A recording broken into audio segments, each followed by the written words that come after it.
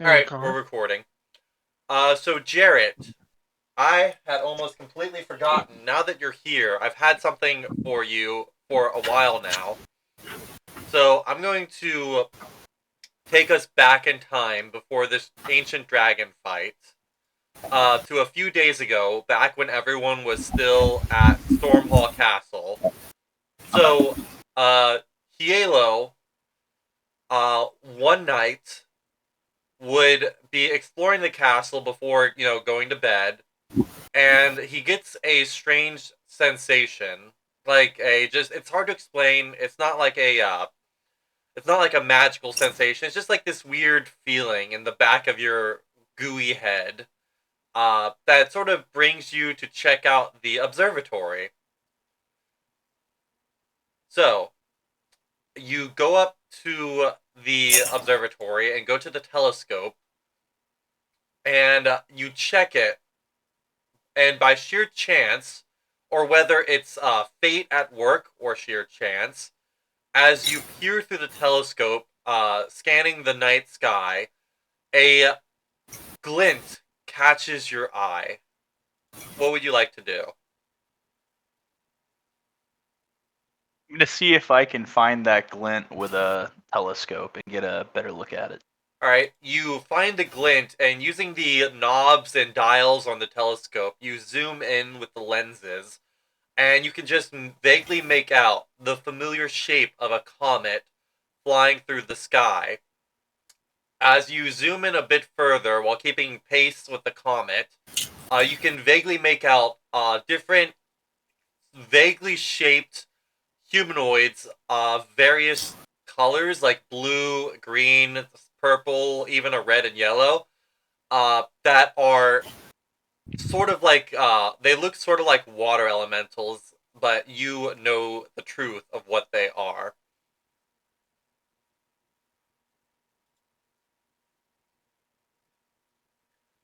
Hielo's just gonna kind of be like overcome with a great sense of relief. All right, He's gonna look at the remnants of that ring he made the wish with, and he's gonna be like, "Well, I don't need to hold on to this anymore." He's gonna flick it.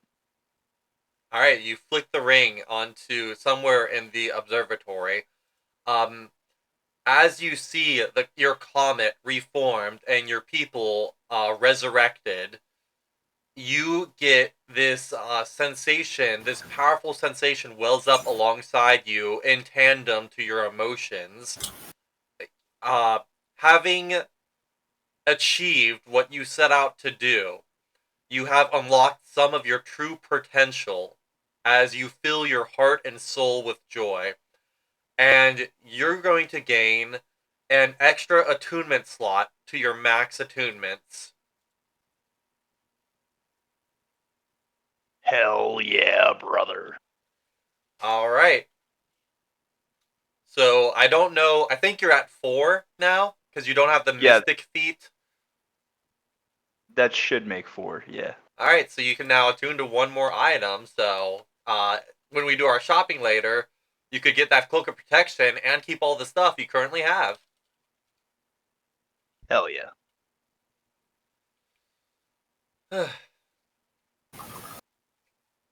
All right. So with that taken care of, Connor's muted. I guess he's getting his computer set up right now.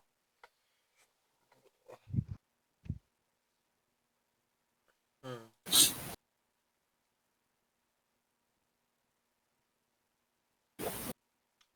Let's see. Gonna double check here. I tried my best to run Hielo, but I'm not super familiar with like the order of operations for his stuff. I remember like Foe Slayer's a thing. Yeah, you gotta be real slippery. Honestly, like, as awesome as favored foe is, most of the time he goes on the back burner just because so many of his other like real powerhouse moves require concentration. Oh, favored foe is concentration. Shit, that's Yes, right. it is. It sucks. That is Which is whack.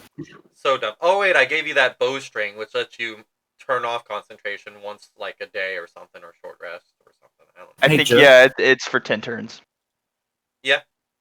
I'm looking for it, but I don't see my backup character. Do you know where it's at? I was It just should wanting be to in look at the it. backup section.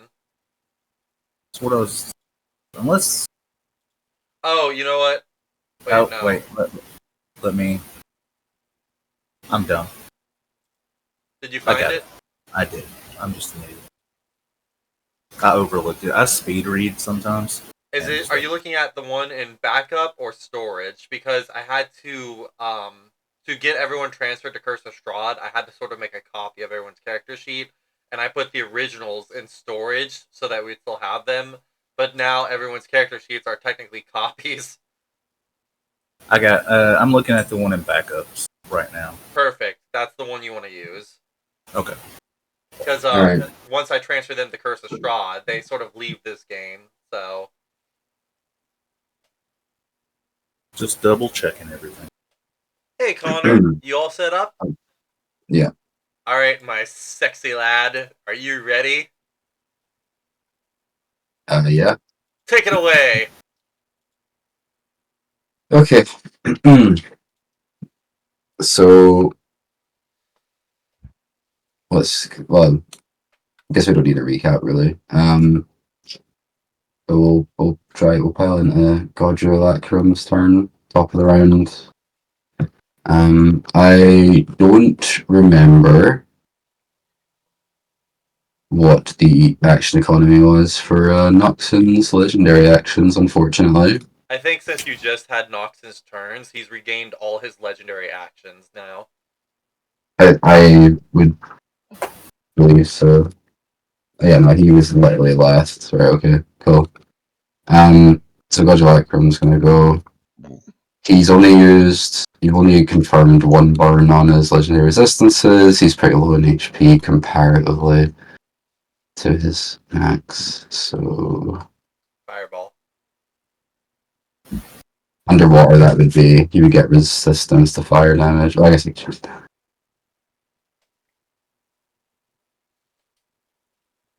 If only disintegrate was better. No, you do not want to disintegrate an ancient dragon. Well, it wouldn't kill him. I know. So, um, No balls, you won't do. no matter what, it's guaranteed not to succeed. So I don't. It's just burning a 6th level spell slot in a simulacrum for literally no reason. Okay, well, we'll just go ahead and Oh, the dead is always a good. Lightning bolt. yeah. Honestly, it's just between a fireball and or a cantrip. To be honest, I don't know how much damage do we get until the dead again? All the dead runs quite a bit. Sure, we'll do Toll the 4d12 Dead. necrotic, I think.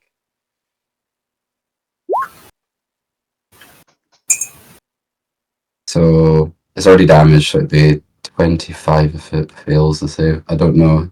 Will it burn the legendary resist done? It's only had to make one saving throw up until this point, so.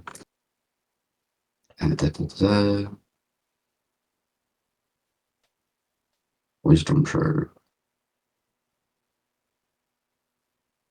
Actually, it fails. Wow. Uh, I'm on. I'm Does gonna. not succeed. I'm gonna just burn the legendary resist as well, Hell yeah, burning a legendary on a cantrip. Let's go, boys! because it's so low HP it just can't afford to take any damage. God's Lacrum is going to have had moved a little bit closer for that. Minrith, what were you? Menrith is at the bank. I'm about to fly over there on my next turn. Oh, okay. I thought you asked where I was at. Sorry.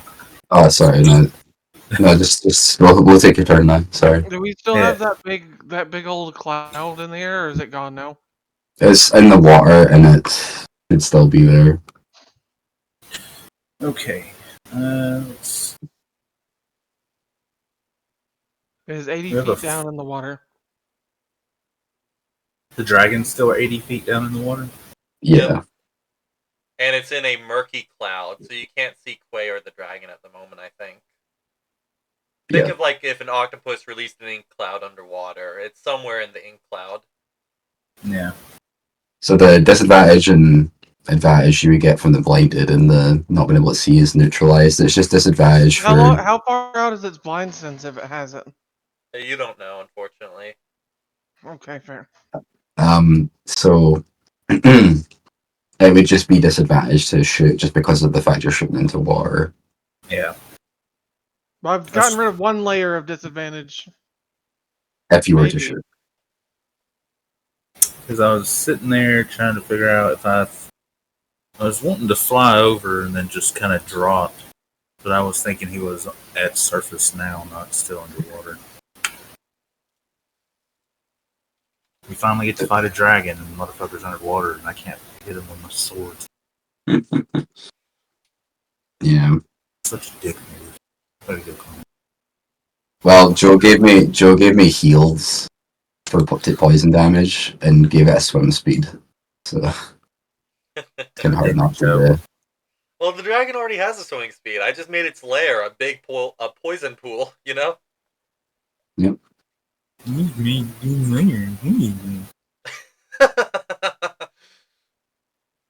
There, I guess I'm gonna shoot at a disadvantage. Okay. 28. 28 hits. That's going to be. There's necrotic fire damage? 24. And an extra D8 from the fact that I have it grappled. Yeah, I'm about to do some additional.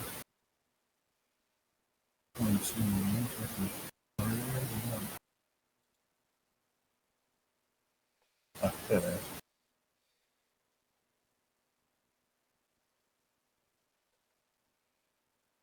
What's the S? Other. Do you remember what this Astro is? It's the it's the astronomer's lathe thing that you got from the Griffin saddlebag. The one with that you look at the constellations and it gives you 5 charges that you can add a D4 of radiant damage to. Gotcha. Okay.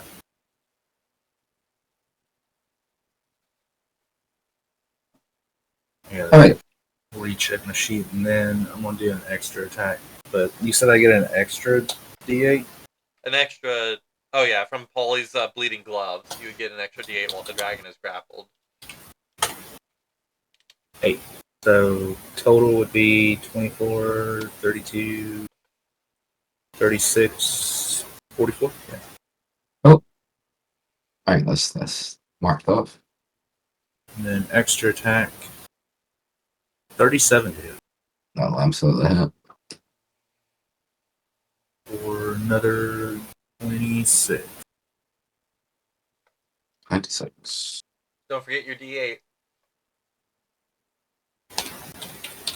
Oh, it's on every hit. Nice. Yep. 6. So 32. Sorry. No, you're good. And then since I'm not. I don't think I get any more since I'm shooting with my bow. It's always with my melee. I get like what 6 attacks. Yeah.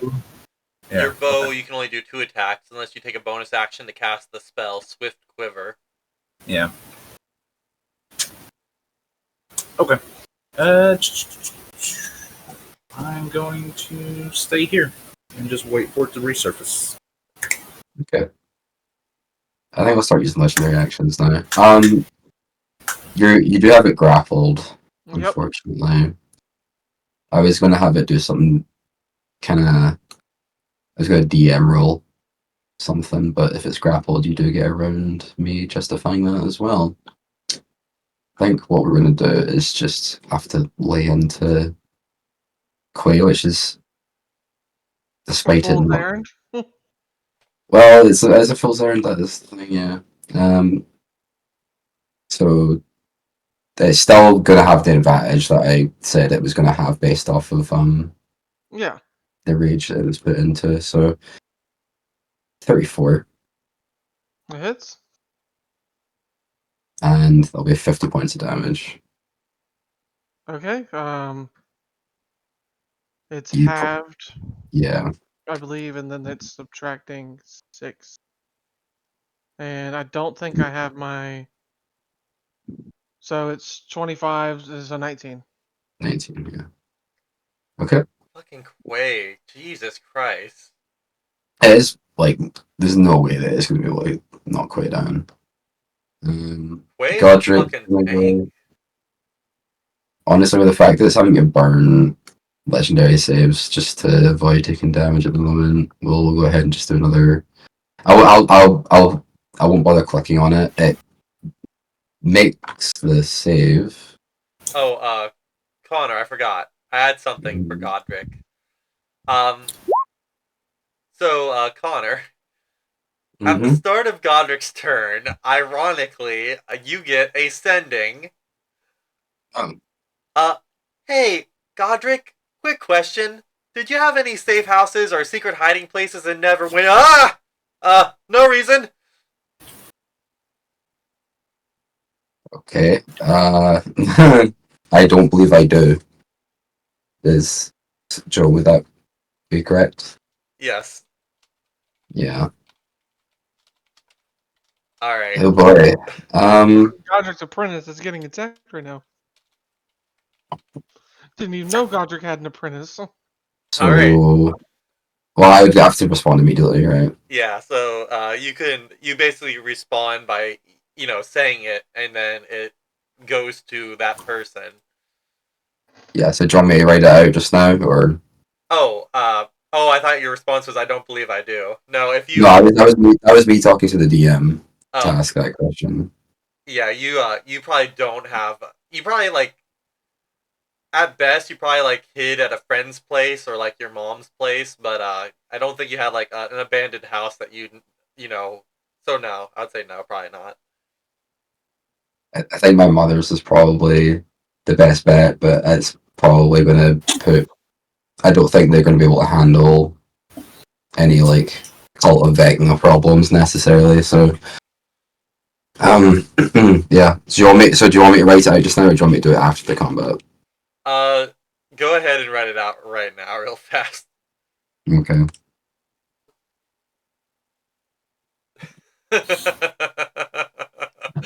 uh, oh man, I fucking love this Joe's game. Joe's evil eye.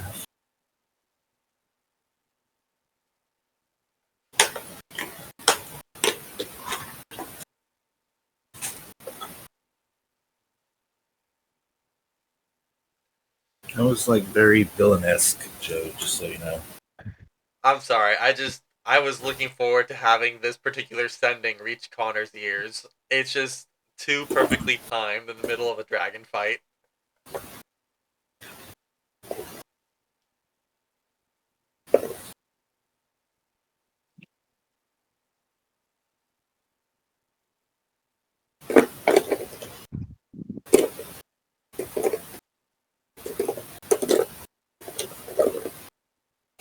Sorry for hearing that.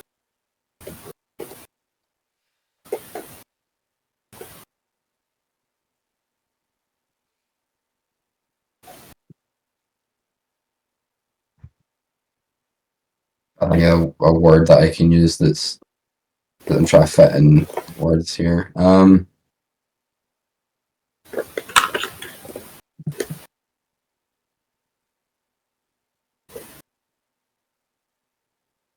Sure, we'll go with that. All right, and you may or may not get a response later. We will see. So with that said, I'm sorry for interrupting.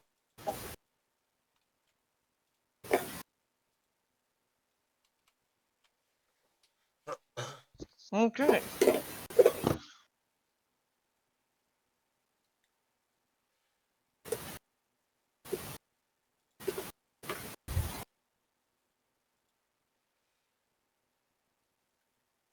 All right, so sorry about that. see, I got this. Sorry, apparently my brother's locked out. Let me go do that real quick. Sure thing.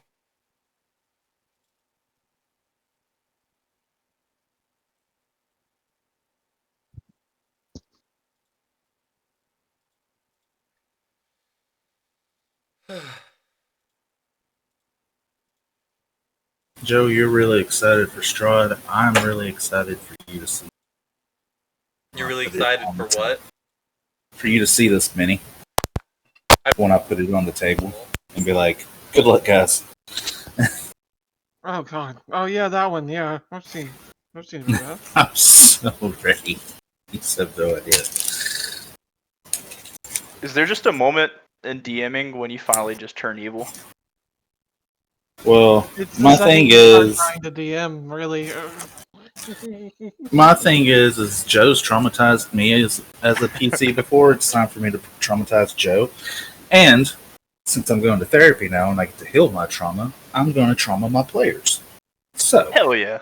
Yeah. it's a fair trade. Reverse engineer the therapy, become the weapon. Yes. I can't believe that my dad was just sitting right next to the door and refused to open the door for my little brother. Like, what the fuck? Why am I'm Jesus Christ, my family. Anyway, so you said I'll get a response another turn, possibly. I think that's what I heard anyway. Joe?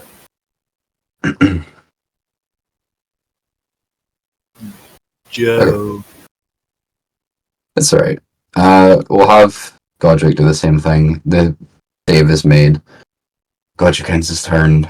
We'll make another attack against Quay with the tail. Okay. 34. Hits. 49 halved will be 20 24 or minus 6 will be 18. 18. And then it'll go to Tian's turn. So I guess, Joe, you'll be running Tian if you're here. I have access to Tian's sheet, but I don't think I should be clicking on it. Well, Joe, if you're talking, we cannot hear you. I just saw the token move.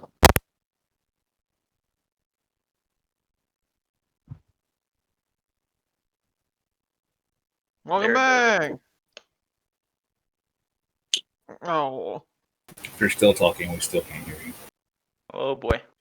Goodbye! Okay. Hello? Hello? There he is. Go. Okay, I see what happened. I somehow my mic got unplugged. I might have pulled it too far. Right. Sorry. Tian is going to move up here, and he's going to use his bonus action to shoot one of his Crown of Stars star at the dragon. Oh, So I think just a layer disadvantage, right? think the underwater rules might be bypassed by spell range attacks. yep. Oh, this is just normal? 29 to hit. That'll hit. 25 radiant damage. Oh, And I think he already used the critical thing, the ferocious surge. Yeah. yeah. Alright, so that is the end of his turn, I believe, because he can't do spells. Okay. Oh, yeah. Tail attack against Quay, 37 a hit for. I get 20. It would be reduced by your effects to 19 damage. Okay. Guys, I can actually see Quay's health bar moving. It was Yeah. double for a bit, don't forget. Yeah. We're now back to his regular health, sort of. Yep, and now it's time to murder this motherfucker. Yep, your turn. So I just have the disadvantage from swimming, right? Because I have blind Yes. sight anyways, and So well, you'd actually be having a layer of advantage at that point, so it's just going to be a normal roll. oh, okay. To use your maul, you have to use. Do you have to use one hand or two hands? Honestly, I could just let go of the fucker. Okay. I just I'm guessing a 23 doesn't hit. It will miss. Oh wait, the dragon has blind sight, so you do have disadvantage. Oh no, you would just be you still have that lair disadvantage. Sorry, I thought he was blinded by the. No, he's not. Anyway, Oh, because now he's not blinded. Yeah. Okay.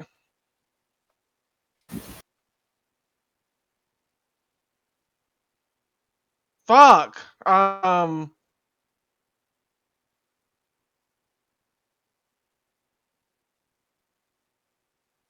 God damn! I just wasted my whole fucking turn. Um. that was really unlucky. Holy shit! do you have any luck points left? No. Oof. Oh, I have one left.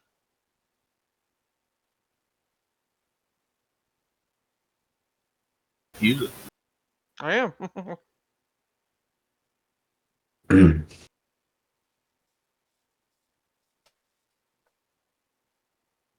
Why did it? The 31 was the number. Yeah, so that one will hit.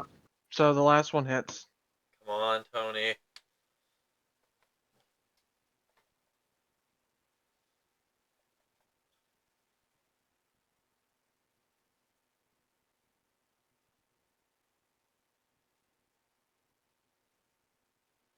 Jesus Christ!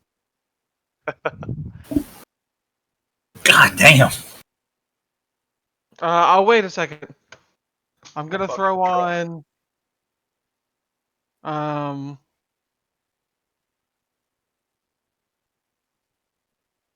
I'm gonna throw on. Stone Strike and Giant Stone Strike. Strike, Stone Strike and Side Strike. Yeah. Not gonna be enough, I don't think.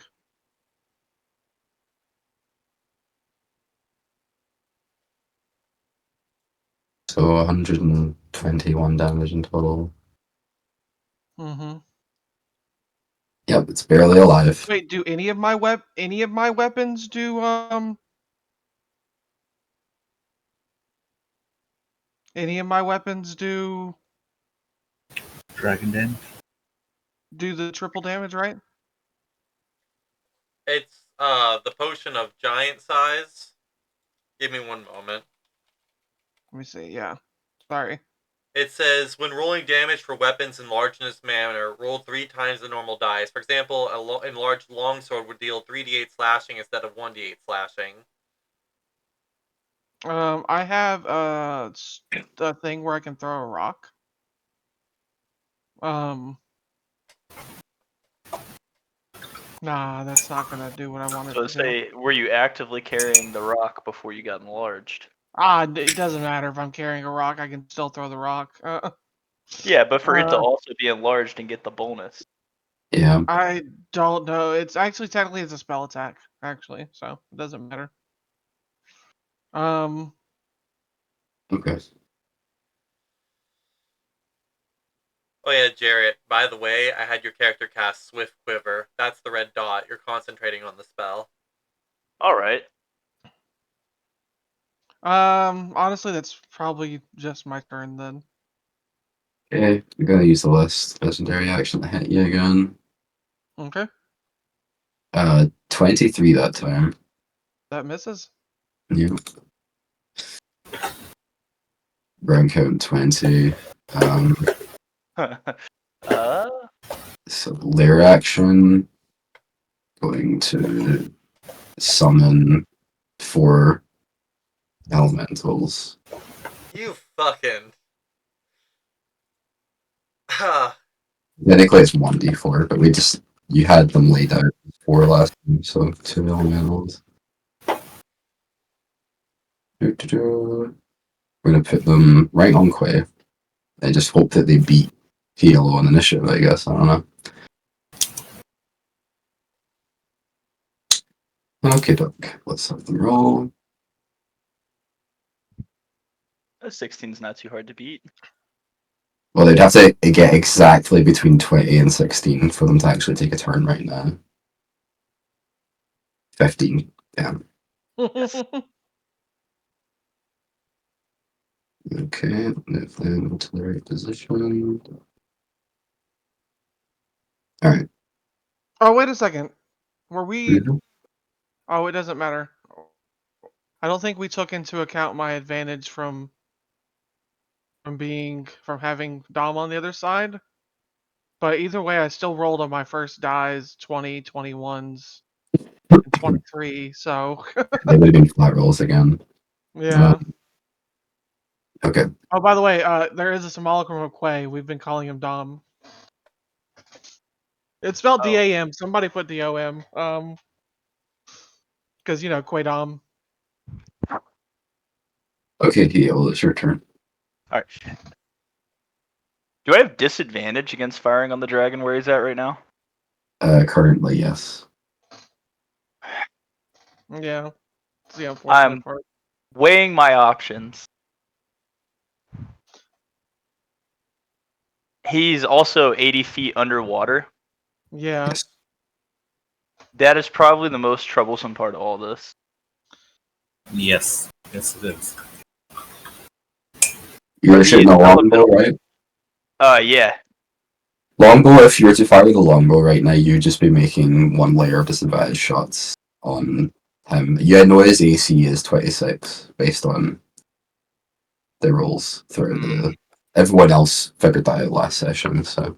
The biggest thing is having that disadvantage takes off like 6 from my attack. Yep. Right, because of the dead shot bow. This is true. Alright, so if you want to take a shot at the elementals that aren't invisible instead. Oh, is wait, this he's cloud still up? Hmm? Is this cloud still up now, or now that the layer actions come around? The cloud persists, I Damn. believe. so that's his only thing is he's invisible. He's invisible in a fog cloud underwater. When you attack a creature you can't see, your inability to see doesn't impose disadvantage rules on it. I have feral senses. Oh, Again, it's just the underwater. so yeah, Okay. underwater. So you're not getting double disadvantage at least. Alright, my You could use second Scepter question Strike. is it doesn't specify underwater, and I see how it might not apply, but it says in addition, you learn how to adapt to zero gravity. Being weightless doesn't give you disadvantage. Would we consider being underwater being weightless? No, I wouldn't think All so. right. There's Just more weight rather than less. this is. I think the disadvantage is about the resistance of water, not anything else. So All right. Then in that case, I'm going to use my flying speed, 50, to move here. And let's throw disadvantage on it.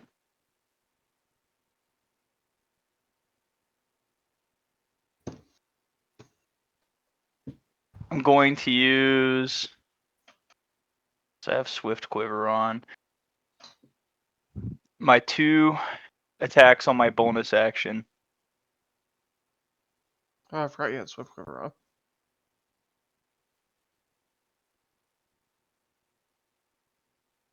And then you have to subtract 6 from these. So ooh, okay. 32 minus 6. 26. Does that hit? One hit, yeah. All right.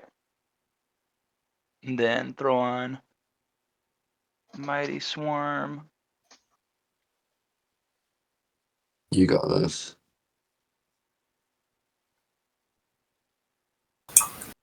That's only 15 damage. I do not Okay. got this. It's still up. That was extremely low. Yeah, the dice rolls were all 1s and 2s and 3s. You can take this dragon out, Jarrett. I know you can. Do you have any luck points left?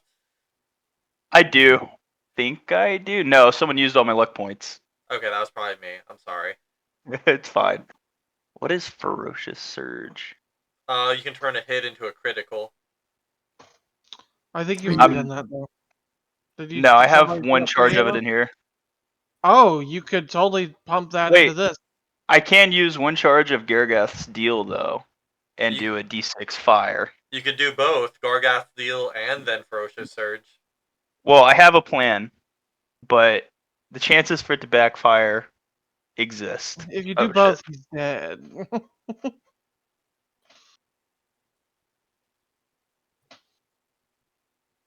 Oh, I didn't realize how low it was. Yeah, I think I'm going to turn that into a crit then.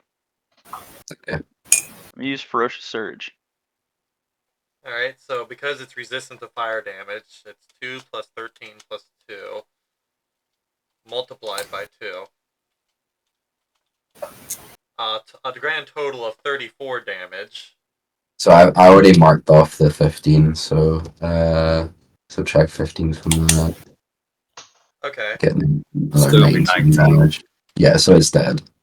well, because it's in the healing water, do we have to double tap this motherfucker? It would Um, hurt. I wouldn't think so. Okay. Because typically when you're fighting enemies, I don't really. Well, again, it could be Joe's rules here if you wanted as well. But if you're killing an enemy and you don't want to be factoring in death saves, or I don't have any reasons to be doing it, then there's no point. Like all making you double tap would do is just slow down the initiative slightly and make you waste slightly more attacks. Mm-hmm. But then again, there are air elementals still in the fight, so. I will, for the sake of brevity, and also because I have other things I want to get to later today, Mhm. I will say the air elementals dissipate with the death of the dragon, and in general, this dragon, for this particular regeneration effect, it does not specify if it starts its turn at 0 hit points, it regains blah blah blah if in contact with poison, because I do have creatures that do that, and this is not one of those situations. That Okay. said, Connor, pretty please, could you give the dragon some epic final last words before it perishes? Uh, Oh, I meant to say something on Quay's turn. I That do might. think you were going to say something, yeah. Quay says to this: "You may have killed our friend, but they have people who love them who can bring them back. You never had anyone like that, so you're going to fucking die." He says in the water. Well, yeah, well, you'll lose your breath, but you'll be able to swim back up in time anyway.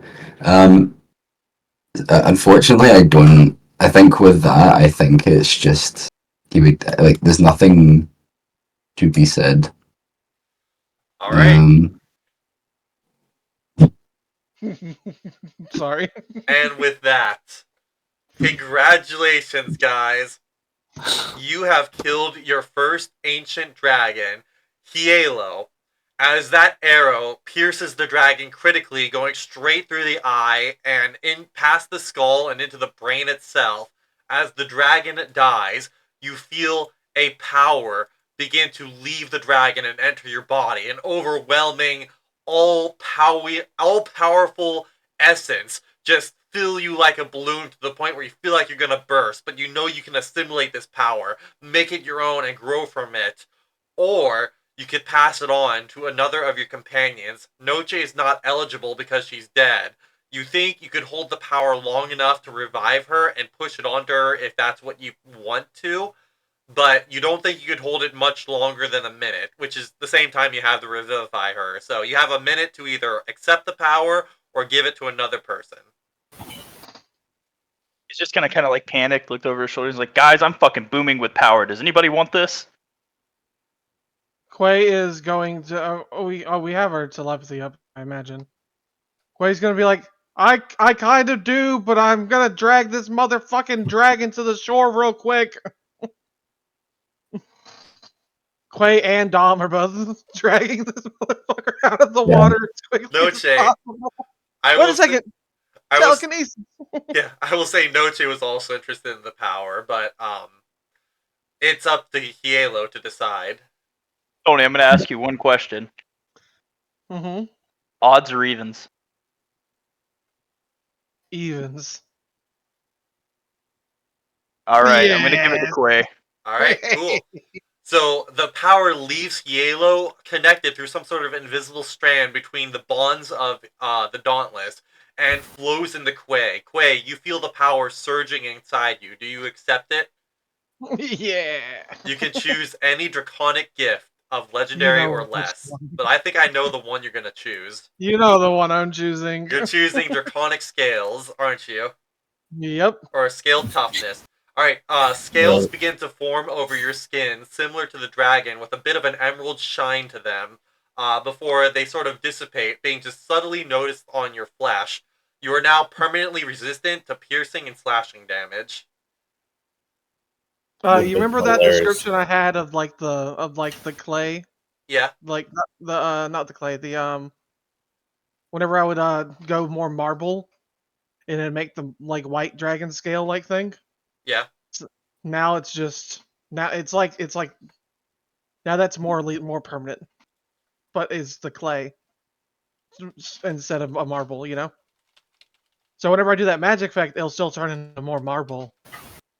Um, yeah.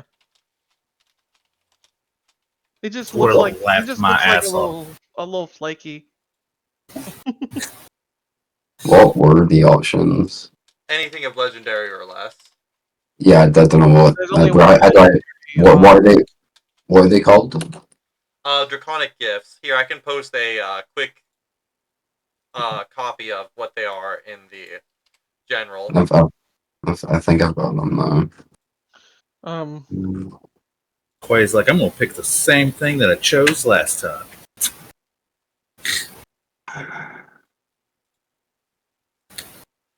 Alright, so with that said, uh, Noche is still inside the dragon, and we're still doing a pseudo initiative for the purposes of figuring out if you guys can it save her in it time. takes. I mean, I think in Well, about unfortunately it takes him about 4 turns to get to shore. I think. Alright, Um, and then I need to make an athletics check to try to pry open this thing's mouth. alright, so I do Um, have it written down. So we'll say it takes 4 turns to get for Quay to drag the dragon and Noche inside it to the surface. yeah, From unless there, somebody has haste or something and they cast it on Quay. Quay, because the dragon is dead and because you are currently huge, it will be a free action to force open its maw. But you are too big to go into the dragon itself. enter Do I get Yalo. advantage on the athletics? You don't have to make a roll. You automatically succeed. Oh, okay. All right. So Well, I the would just pry it open. I can't reach my hands certainly small enough just to try to yoink, right? Like a bad dog. all right. So Hielo, what did you say you were about to do? Depending on if he can get his hand in there and pull Noche out, I might have to go in. All right. So he can't fit his arm in there, or he can, but he can't reach all the way down to Dragon's stomach because look how big that neck is. So you'll have to go inside, but you have that amorphous form ability, don't you? I sure do. Alright, so it will take you 20 feet of movement in difficult terrain to reach Noche in the stomach. Do you have that much movement? What if I told you that unless it is specifically magical, difficult terrain does not affect me? Then you should have plenty of movement. Yeah. Alright, so you get into the stomach. It's full of acid, which burns you, but you're avoiding getting to the main core of it. You can see Noche, who is looking a little bit digested. So, okay, perfect. Resistance to acid and poison. Alright, so you managed to get to Noche. You might take some minor damage, but not enough to worry about hit points or figuring that out. You get to Noche. Do you have a diamond worth 300 gold? Noche does. I should, yes. Alright. Are I you just going don't to think I cast... marked it on my item sheet. But yes, I'm going to cast Revivify on Noche. Alright, then I need you to make a spellcasting ability check. I believe your spellcasting for Ranger is Wisdom. It is, with a bonus of 11. Alright, I will say Tian gave you a bardic inspiration, so you can add a d12. So, Okay. go ahead. You have to beat DC 11 to revive Noche. So, whenever you're ready. This is actually my first time doing this. How do I... There's got to be a thing I can fucking Oh, you click. just clicked where it says Wisdom. Okay, I just click wisdom. Yeah. All right. The diamond explodes and turns into dust that swirls into the air before sinking into Noche like a little gale or a small like hurricane. The dust just completely covers her body as it regains the pallid flesh regains warmth and color. Noche gasps as her eyes snap open and she sits up and immediately just vomits. Give It's her a what? couple of firm thunks on the back and be like, "Me too, bro. But let's get the fuck out of here." Hello, hello. What's going? And she looks around, and goes like, what? Where? You're in the belly of the beast. You got eaten.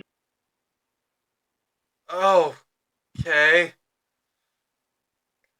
Uh, so you help Noche out the throat. She crawls her way out the mouth. At a certain point, I do reach in and I just yoink.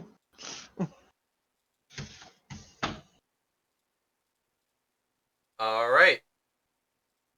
So Noche comes out to shore, sort of gagging a bit from like the all the putrid smell and the acid and everything, everything going on.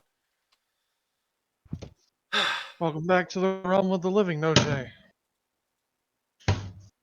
Thanks. Uh, let's see. I had a thing here. Um, Noche coughs up. Oh yeah. Noche after throwing up, she swallowed a lot of water when she died. So Noche coughs up a lot of water, like in the stomach and stuff. She's still coughing. As like clarity comes back to her eyes, Nochi sort of just looks around at you all, and she goes like, and she pats herself a bit, like checking her body and everything, and she goes like, "I'm alive, I'm alive," and Noche starts laughing a little bit hysterically, and then the laughter turns to crying.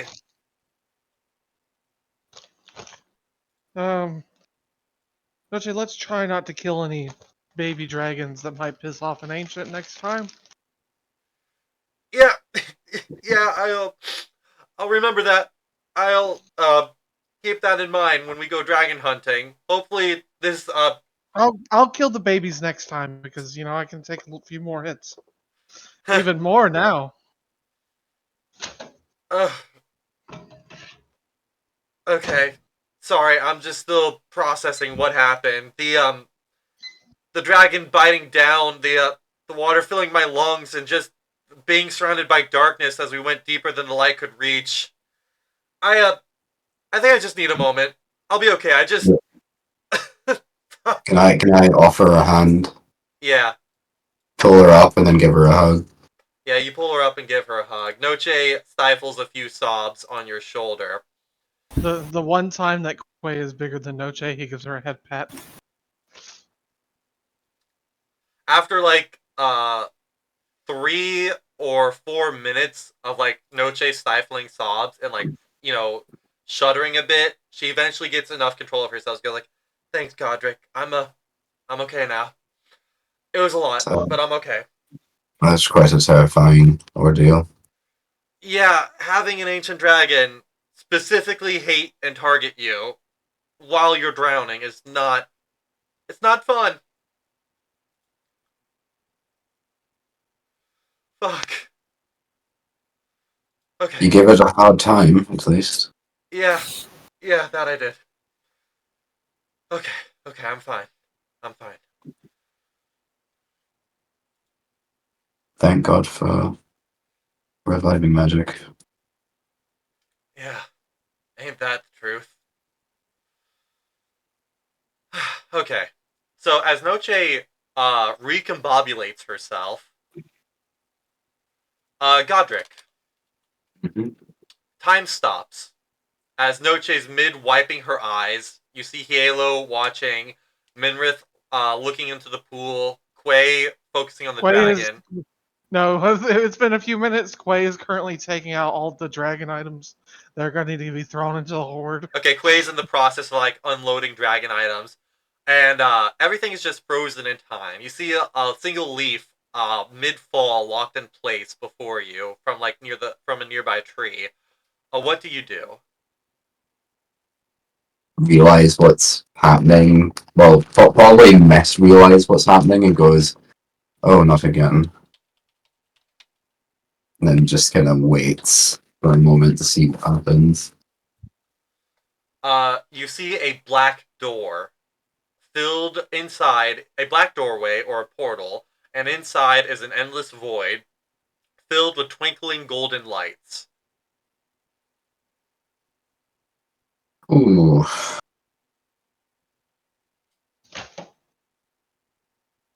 Fuck it. I'll open the door and walk in.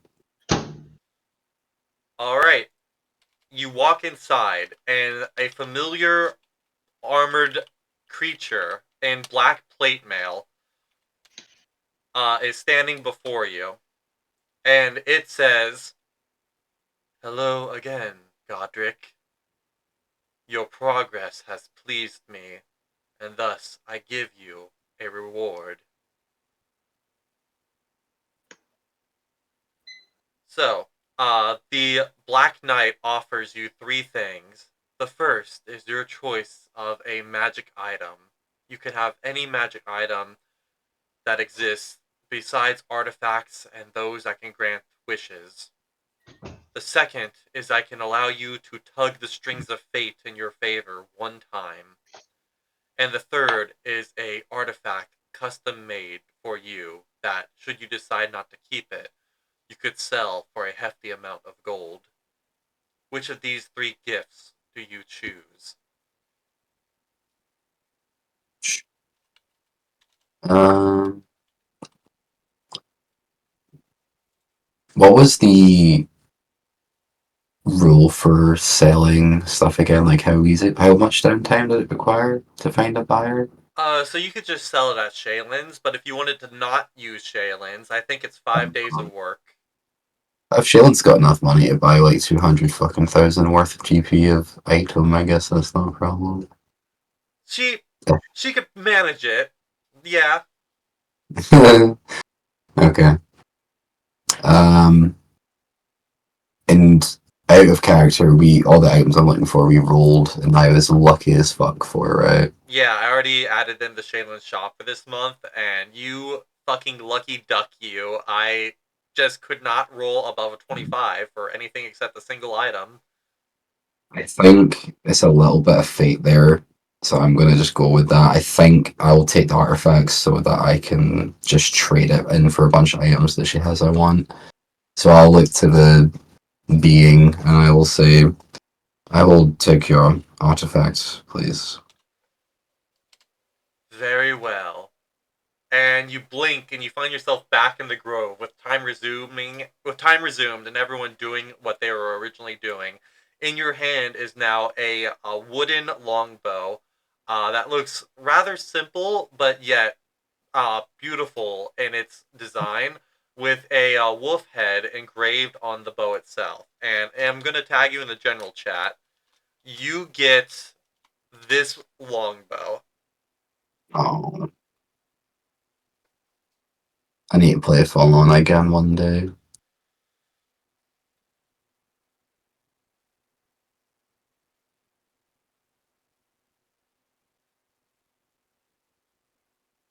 No, Joe, I'm actually gonna go and respec right now to play a ranger. Hell yeah. 3 rangers, let's go. One of us! One of us! So I can have 2 grims, Mhm. basically. Yeah. Or tail of 2 grams. Alright. Cool. Alright. I'll add this to inventory. If you decide to sell that, you can get 200,000 gold from it. Yeah, I think we'll be selling it. Sad as that is. Alright. If you give that to Halo, Grim could be Halo's mount. The entire party should just respect 3 rangers. Yeah, really prove wizards wrong and all be gods. I do love that. The Dauntless National Park Rangers. Yes. Can we decide that our collective goal is to destroy society, please? Oh boy. Alright, so We let's see. become gods and wipe the earth of society. Evil gods. Alright, so here's the part you all have been I waiting didn't do it. for. Let's get Not evil in our magic. eyes, Joe. Sorry. Huh? Sorry to interrupt, but I just said not evil in our eyes. Oh, fair. That's fair. Okay. Noche, as you guys are about to find the horde, Noche shares with Godric that she got when she died, she had her life flash before her eyes, and there was a scene that stuck out to her. She remembered a memory of playing ball in the streets of Waterdeep with a random kid when she was like 5 or 6. It was a pretty peaceful day, and they were near the docks. But she doesn't know why she felt the urge to sort of bring it up or share it. It's just like she's still processing having come back from the dead for the second time, and that is the memory that just sort of stuck out to her as her life flashed before her eyes. Maybe it meant something to you, but you didn't know what it meant. Sorry, I mean, like, isn't. It's okay. I guess I just sort of like the simplicity of it. It wasn't complicated. It was when life was easy. It was a simpler time, you know? Yeah. No, I miss that too. Noche nods. Oh And no, you're being a bitch. Just kidding. and with that, you guys head into the dragon's cave and find probably the most amount of gold and treasure any of you have ever seen in your lives. And we're gonna leave it here for 24 hours. That's right. So, get comfortable. Noche piles up just an absolute crap ton of dragon horde magic Oh, items. so many. So Noche says, "So yeah, me and Quay bought a bunch of these. You all did too. So I imagine we need to let it soak in the horde for like 24 hours, but after that we can like bag it all up and head out." So we can look at the magic items and work out the logistics of this now. While Yeah. we So, have a so day for it. I will go ahead and post the treasure. And I'm going to assume, unless someone says otherwise, that you guys just pop a magnificent mansion and you wait 24 hours. That really depends on how these next endings go for me, Joe. That's fair. Quay sends a sending with a sending stone to Alice. We have killed it. It killed Noche. It was the granddad of some other dragons Noche killed. But Noche is back. All right. Oh, I forgot I named things.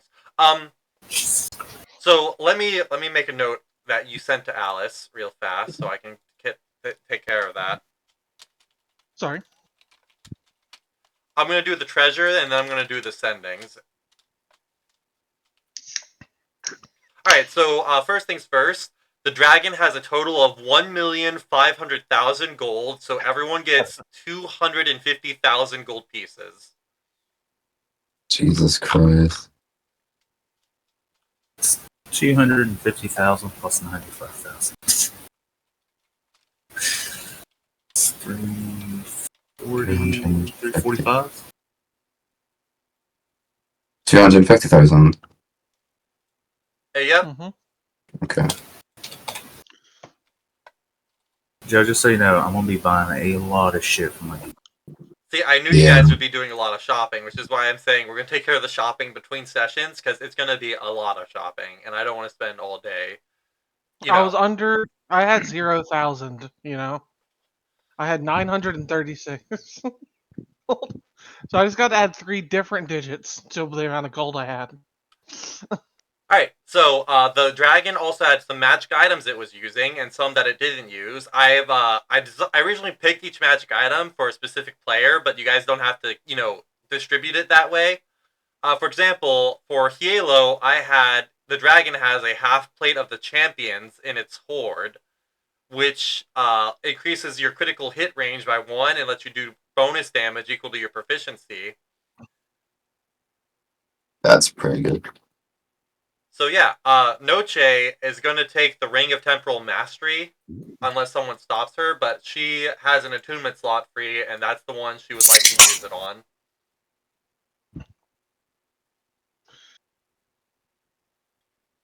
Yeah, see, the thing is the ring of unskippable magic is on my list, but I could see our bard using it. Yeah. Tian or Steven, I know for sure wanted a cloak of invisibility, so Tian would probably definitely want to go for that. I'll take the ring then. Speaking of, I gotta make a note to update Steven about what he's getting.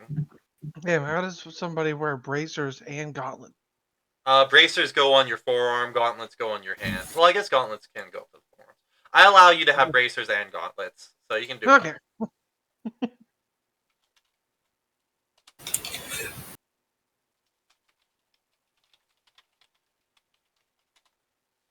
Now I'm in a conundrum.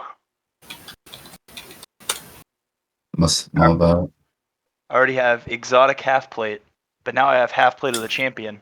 I just need to find a way to merge them together. You'll have to go to Shaylin's, but she can do that. Okay. Yeah, well, what Shaylin does is she's going to take them, and then she's going to find an exotic half plate of the champion and trade it for these two. So, but Shaylin can get you taken care of effectively, so you don't have to worry about paying any price differences to get it into one suit of armor. All right.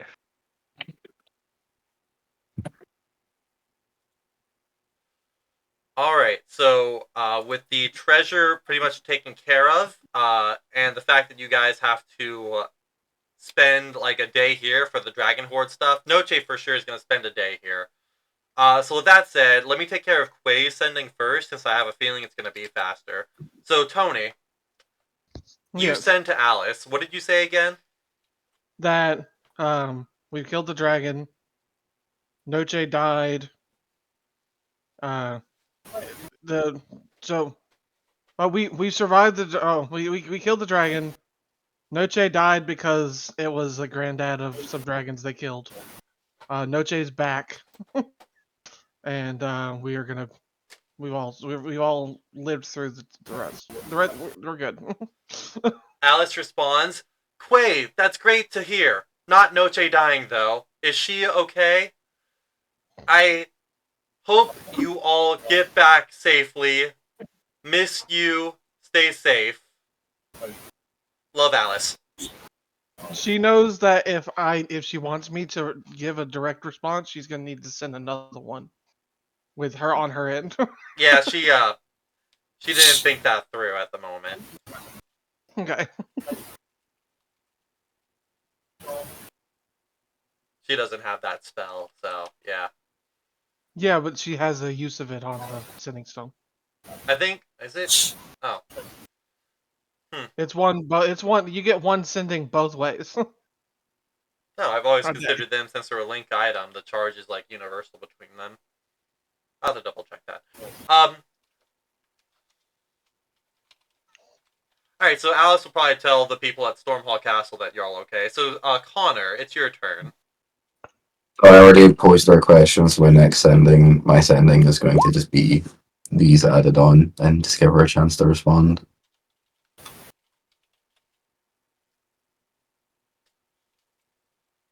Okay, so make a persuasion check as you say that. Okay, that's concerning.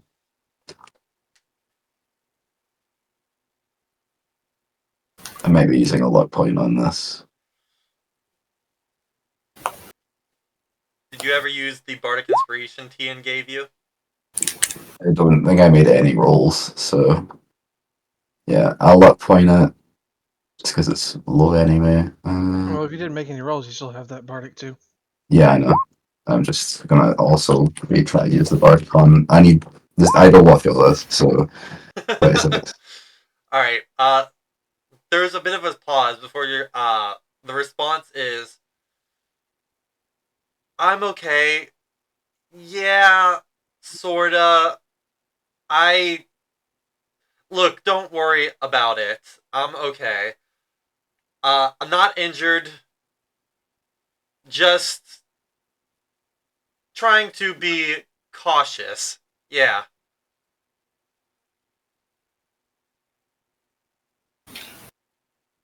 I'll send her another one, and I'll say, "Are you going to Mother's?" if you are being pursued, I will drop everything. She says, no, don't want to get her involved. I will figure something out. Maybe I'll use the sewers. Yeah. Ooh. Don't come here. It's fine. Or she cuts out before it's fine, I think. There's no way to really insight through ascending like this. I'll allow you to try to insight, but it's gonna be harder because it's just her voice. Yeah. Okay. You get the sense, okay, so that's really good. You get the sense that she seems a little more nervous about the idea of you showing up than she does about her current situation. I can't just let her go and have to fucking hide out in the sewers, though. Hmm.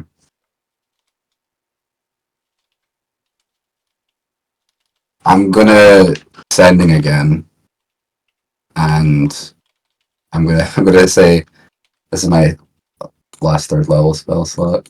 I'm gonna say you. I don't like the idea of you having to hide in the sewers. I will I will get a spell to send you some money, buy a place, hideout is the last word that I'll send. Alright, yeah, okay. Thank you. Uh, it's probably expensive. Are you sure? I don't want to cause a financial burden on you. And I will. Oh, sorry, she's still saying. no, that's it. She wraps it up with that. Then our fourth level spell slot, I'll say, darling, if you could see how much money I am standing for right now, you would not be worried about me sending it to you. And then and the last three words will just be, I love you. She responds with, I have questions, but I think we may want to use telepathy rather than sending on a different day. I love you too. Stay safe.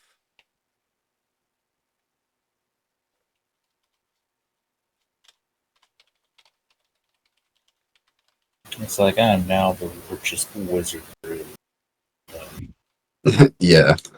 Do you have any more third level spell slots? You just be like, we just killed an ancient dragon as you were not talking to I've me. I've got more spells, but I think what we'll do is now that I feel comfortable that she's not being imminently like murdered in an alleyway somewhere, I'll cast the mansion. So repose. I'll cast the mansion. I'll gentle repose the dragon. I will put my item in the hoard, and I'm going to go into the mansion and cast telepathy, and then we can have a conversation in the downtime private chat, Joe. Alright.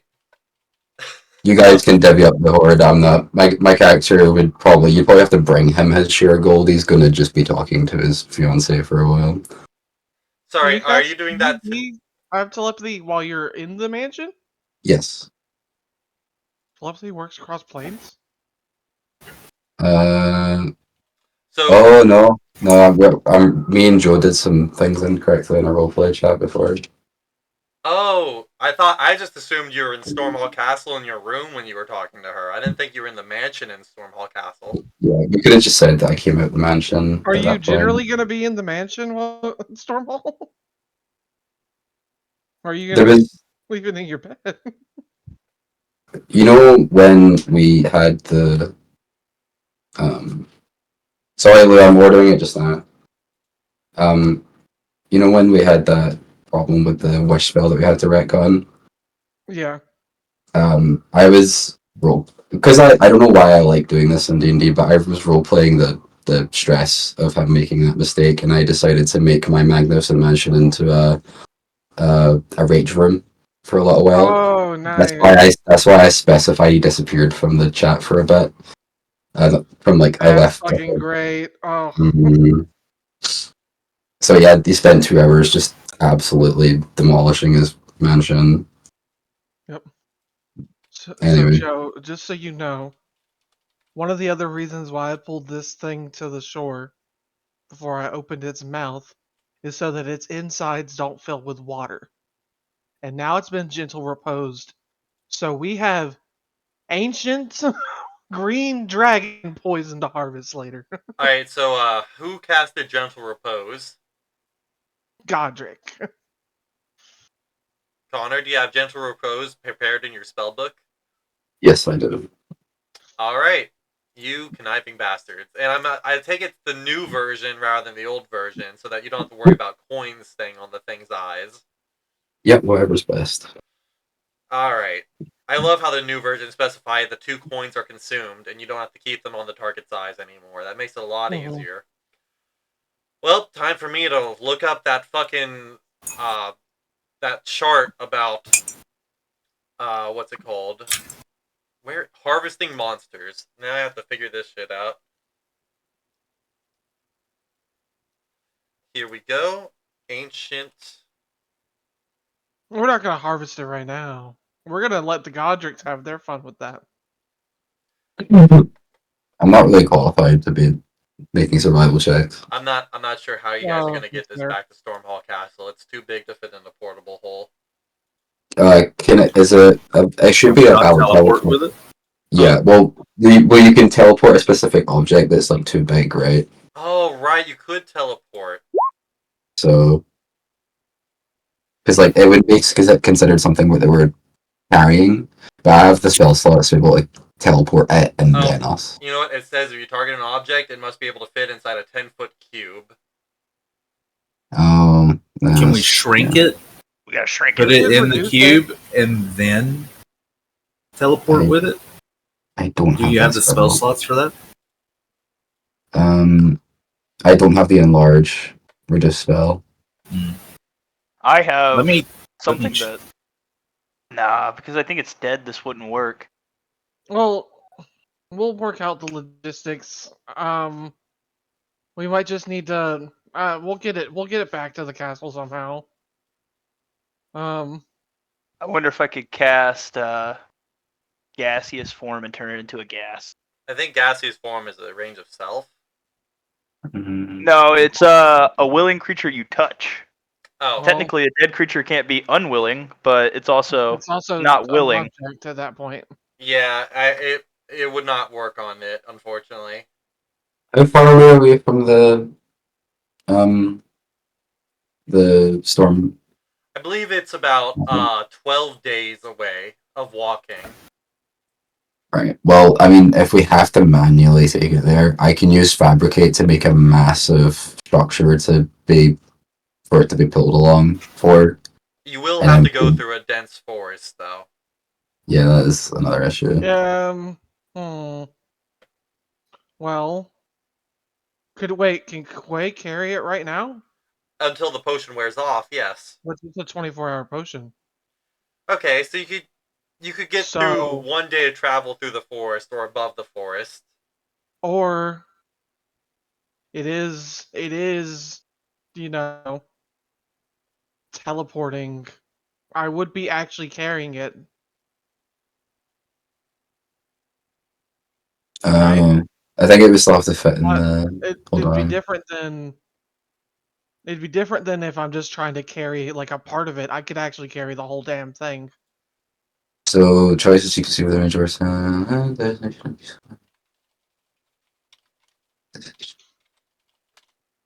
that's up to Joe. It's definitely not something that you can defer just by reading the spell.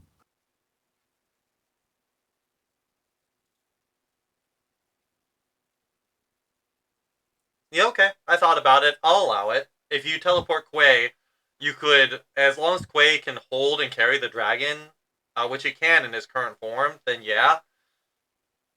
Okay, But well if then I'm not this big, then we won't be able to rationalize it. so So, we'll have to forego the mansion, but we can.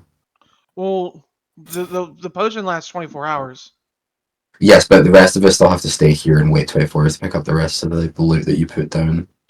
Oh, but I can go ahead and take the dragon. Okay, yeah. So I could teleport you, and then the rest of us will have to just sit in the dome until Yep. yeah.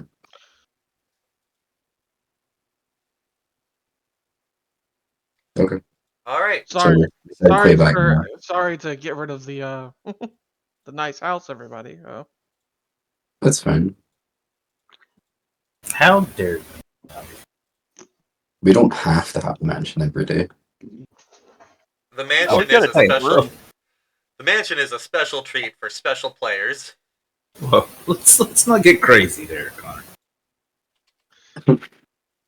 I mean, I do hold my spell slots open for it every day, but I just realized something funny, y'all.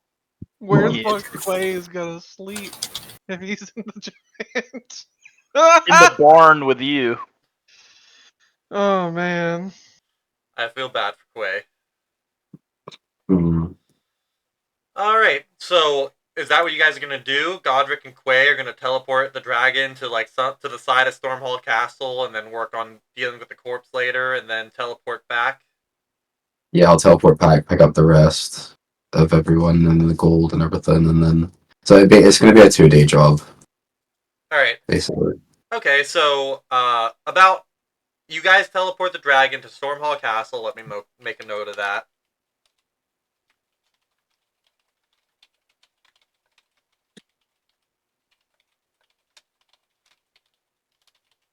If I had 9 full spell slots, I could have done it all in one day, but I used them all. Hey Joe, Well, I'm gonna we put needed this it to be a wing day bow anyways. in the horde. You're gonna put the wing bow in the horde. Yeah. The wing bow doesn't upgrade. Ah, lame. Sorry. All good. I'll get Shaylin to upgrade it. So Shaylin can make it into a +1, +2, or +3 weapon. Yeah, that's what I was going to aim for. Okay. I don't think the wing bow requires attunement. So it's just it's just Yeah, you I'm can use getting. it as is. Yeah, Oh wait, I'm no. just getting everything updated on it. Okay, I was wrong. It turns out the wing bow does require attunement. Why does it not say that there?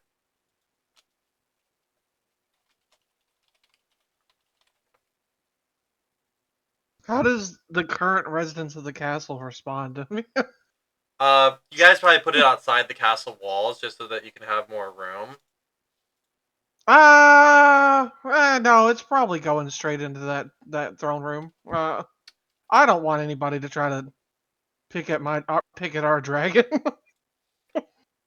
You guys are gonna teleport it into the throne room. We can't teleport directly into the throne room, can we? I think you can. I just don't like Noche and I don't like the idea of a dragon corpse being in the throne room. Oh. Well, not in the courtyard at least, not on the outside of the walls. All right, let me see if the courtyard's big enough.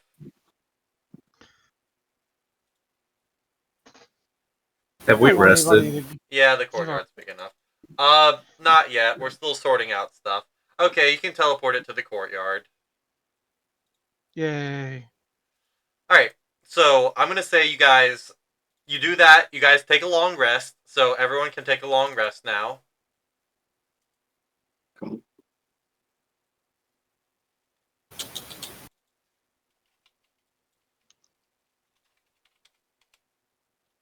All right. So Noche's health is back to normal. You guys let 24 hours pass, and all your Dragon Horde items are now upgraded to their ascended size. Yes. You mean my Dragon Slay scimitars?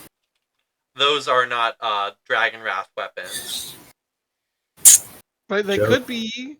Jonathan, it's a Joe. Dragon Wrath weapon is what you're looking for. It has to have the word wrath in it. We have like nine legendary ones now, so It's fun. I just like fucking with Joe. It's like it has dragon in the name. Oh Yeah. my god. Like yeah, that dragon. it should be dragon, not wrath. Yeah, like, can you even imagine Dragon? Oh my god. Yeah, one time I remember dragging something. Cross Joe's face? Dragging his Aha! nuts. What's that spell that lets you put an item and then send it to someone again? Calder Golder Speedy Speedy Courier. Courier. Yeah, I'll need to get that. Say that again, Joe. Golder Speedy Courier. Kitty? Fuck off. I swear to God, I heard Galder's Titty Courier. Oh, I was just like, what? I mean, I could choose. It's a small air elemental. I could choose it to look like a cat, right?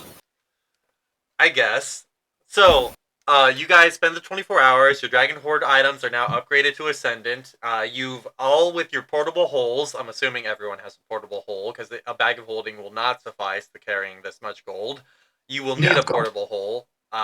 So everyone with their portable holes fills up their portion of the loot. Oh, No Quay change. would have left his bags of holding to help with this process. So everyone, go ahead if you haven't already. Add the magic items in the general chat. Godric has a ring of inescapable magic. Hilo a half plate of champion. Minrith the dragonwing bow and 20 plus 2 arrows. Noche got her magic ring. I told Steven about his cloak of invisibility, and Quay got like 3 magic items. Mm-hmm. So with that said, uh, you guys head back to Stormhall Castle. Noche uses her cube of teleportation she bought earlier to make a teleportation circle on the ground. You all hop in, meet up with Godric and Quay, and Noche says, "Well, I am going to take a trip to Shaylin's. I have a lot of stuff I want to buy now that I can afford it, and I also need to sell a lot of these." Yeah, I imagine we're all coming with her. Yeah. Yep, I Yep. have. Let me I go can buy ahead some and wisdom books.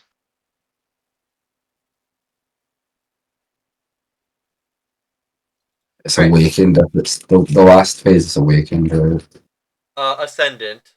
ascend. Down. Alright, so Noche uses another charge of her cube of teleportation to take you all to Shaylin's shop in Baldur's Gate. Shaylin Mhm. greets you all saying, "Well, gee golly gosh, hey everyone!" To which Noche responds with a big sack of Dragon Horde items and goes like, "Shaylin, I have a lot of shit to sell. We just killed our first ancient dragon. Do you have enough gold for all this?" Shaylin looks at it all, looks at you guys, and she makes a sort of a sucking in air noise, and she goes like, They already said they wouldn't have enough for all this right now, Noche. We're gonna have to sell them over time. uh, I can. We're all pretty familiar with each other at this point. You guys have purchased from me pretty often, and Noche's a decent friend of mine. I've known her for a bit, so tell you what, since this is a special occasion and this is a lot more than what I was expecting, I can see if I can find some noble Ifriti in the city of Brass willing to purchase all this. It'll probably take me a 10-day to make the right connections. Uh, but I'll have to close down my shop during that time, so I'm gonna have to charge a fee. So Shaylin will be able to. I already rolled in advance to see how it goes. It goes successfully. So Shaylin can take anything you guys want to sell, and she can get you the gold for it, but she's gonna charge a 10% fee of the total profits. So, for example, if you sell this and you make like 500,000 gold, Shaylin will charge 50,000 gold for the time spent with her shop closed. Mm-hmm. Makes sense. Joe, would I be able to just not worry about this, considering if I check with her within her inventory, I should just be able to trade the thing I want to sell with her for magic items of equivalent value. Yeah. Okay, cool. So we'll definitely figure that out between sessions. But yeah, if we can, basically, if you have over 300,000 gold, Shaylin will need to make a trip for you. So, uh, if you're just trading for stuff she has, then you'll need to do the fee. So, we'll figure this all out between sessions. Mhm.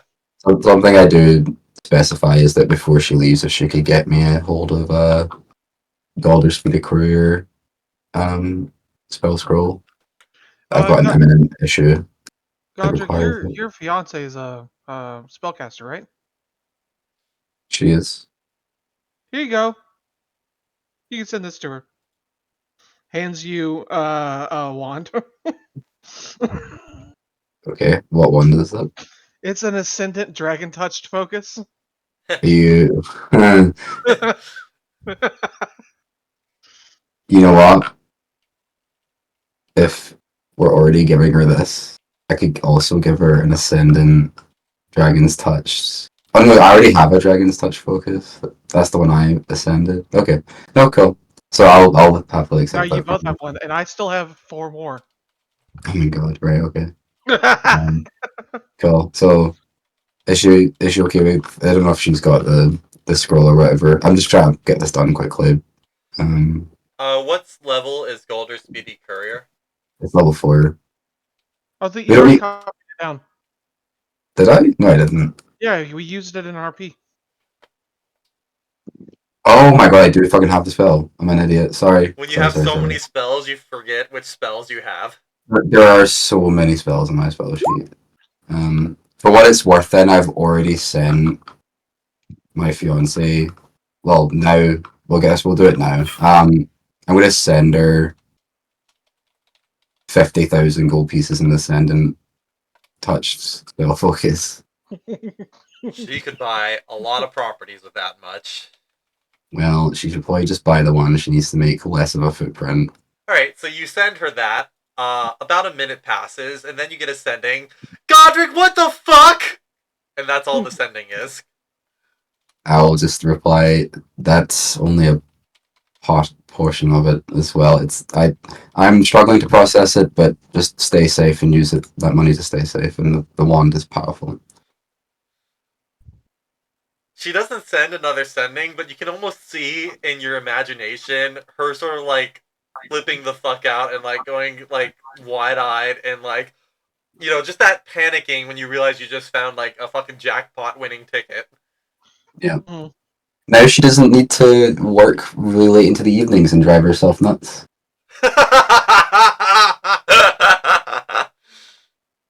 Oh man, I wish I could do this in real life. That'd be great. Anyway, continuing with our shopping and summarizing and stuff, so we can get to the next module. Quay's also going to give one of these to Tian. I believe it can be used by Tian. Let me check. I'm gonna mark off that. I really need to do something with these soul coins. Give them to me. Because that ended so well last time. No, genuinely, I'll dispel them and release all the souls. Oh. Yeah, might as well. I guess profit's not that important. Alright, so you spend a day casting Dispel Magic, releasing a bunch of souls. 13 I souls. thought I already did this, but I still have 9 other soul coins as well. So I basically spent a whole day just for like spending every single spell slot, just Mhm. freeing up people. You know what the top ability of the Dragon Touch Focus does, right, Connor? I forget.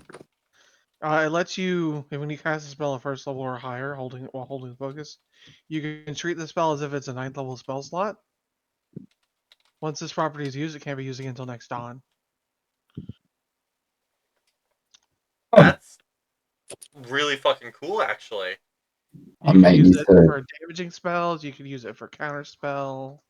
I might need to reconsider my attunement slots again. God damn it! And as I'd like to remind you, I have 4 more of these. Jesus. Yeah, maybe I won't sell mine. Alright. So the next few days pass in a blur. It is now about 10 days pass before Shaylin comes back with anyone who did the thing. Let's see. She's been gone for how many days? Oh, you know what? It takes 10 days for her to make the transaction and 10 more days to sell everything. So it will now be about let's see. It was Hammer the 12th. So um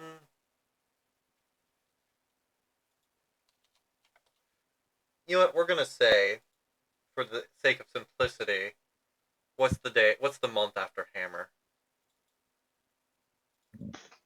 Alterac.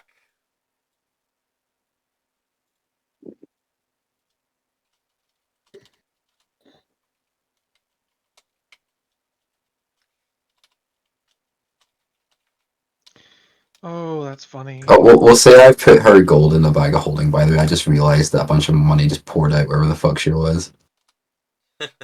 Yeah, bag of holding will help. We'll have bought a bag of holding with some of that money, and now she has a bag of holding as well. Yeah. Oh, Joe. I think I'm gonna sell. I guess. Does anybody want a scaled ornament? Gives a +1 to bonus to AC, and you can't be charmed or frightened. Moreover, each creature of your choice within 30 feet of you has Is advantage that on a saving throws. attunement? It is attunement. Ah, never mind. Um.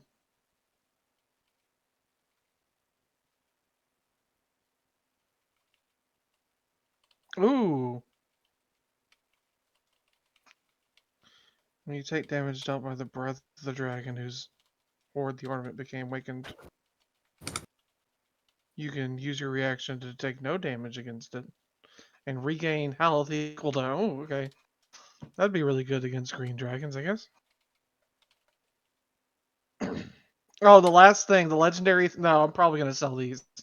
The legendary part of the scaled ornament is that it gives you it gives you dragon wings equal to your walking speed. Oh. Huh. But since we all already fly, Alright, so you guys are going to get at least 20 downtime days to do Nice. stuff. So we will take care of that again between sessions. So Oh. if you buy like a tome and you want to read it to get your stat increased, you can do that during your 20 days. Okay. I do have a question. It's what I was DM whispering you about. How much does that cost per +1? Oh, I would have to roll for it. Let me see. A +1 weapon is uncommon, but +1 armor is rare. Okay, So, so armor is going to be more expensive than weapons. yes. But let's say I have something that's like +2 and I wanted to take it to +3. Then you'd have to pay the +3 price, which is if it's armor, it's legendary. If it's a weapon, it's very rare. Okay. Because I'm trying to decide if I should ball out and just buy the 4 wisdom tomes and spend my downtime. Oh, I already had the prices listed for +1 armor and +3 armor. Here, let me in Shaylin's shop.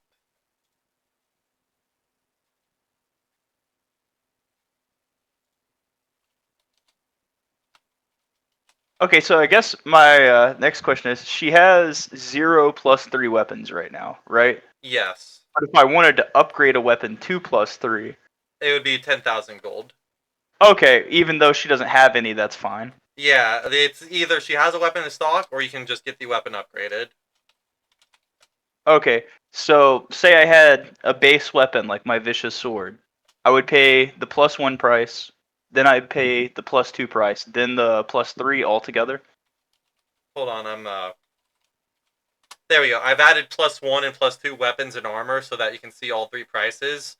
So, say you wanted to upgrade your Deadshot to its +3 version, since it's inherently a +2, upgrading the Deadshot would cost 10,000 gold. Okay. And you have exotic +3 half plate, and you want, or do you have +3 half plate? No, it wasn't +3. It was just exotic half plate at the base level. All right, so you can give her your armor of the champion and your exotic armor to get exotic armor of the champion for no cost. And if you Right. want to upgrade that to +3, it'll charge you 60,000 gold. Yes. That seems like a fair deal. So that drops me to 9 Anybody else and want one of the Constitution books? +3 exotic half plate of the champion. So now I need to add the effects in there. Add another 3 to my armor class. Sick. I have a competitive armor class now. Nice. And then it would be 10,000 to add the +1 to the Deadshot bow, right? The Deadshot bow is the +3 weapon price. So yeah, 10,000. Okay, so I'll pay that as well. All right, so So that Deadshot leaves me- +3, armor +3. Yeah. Now I need to go in here and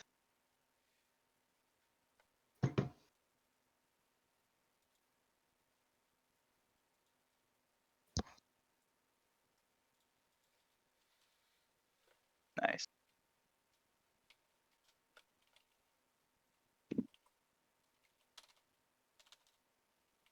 All right, that's cool. Cool.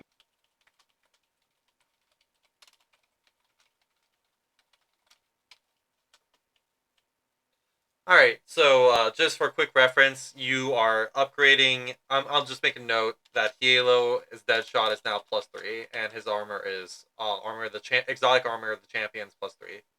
+3, yep.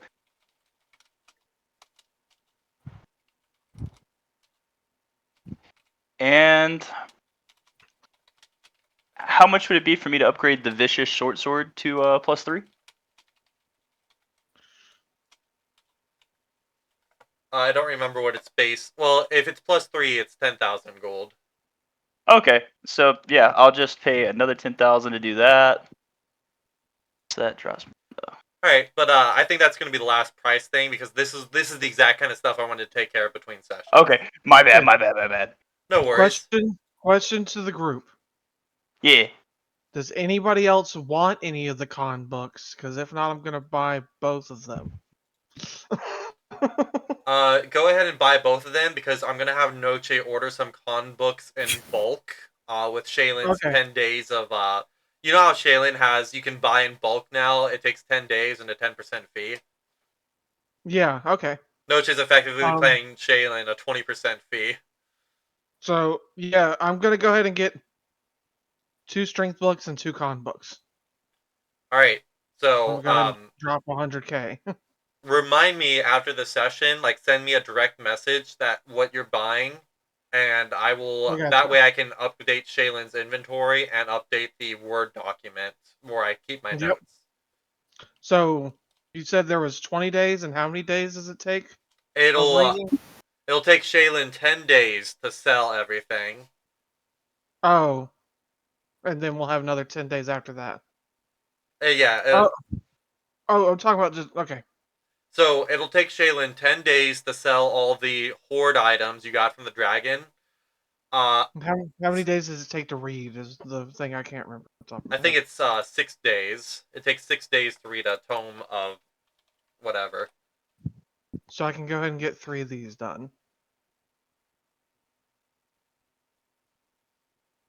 All right, then I'm gonna. Do you have enough money to buy the tomes of Constitution before selling your horde items?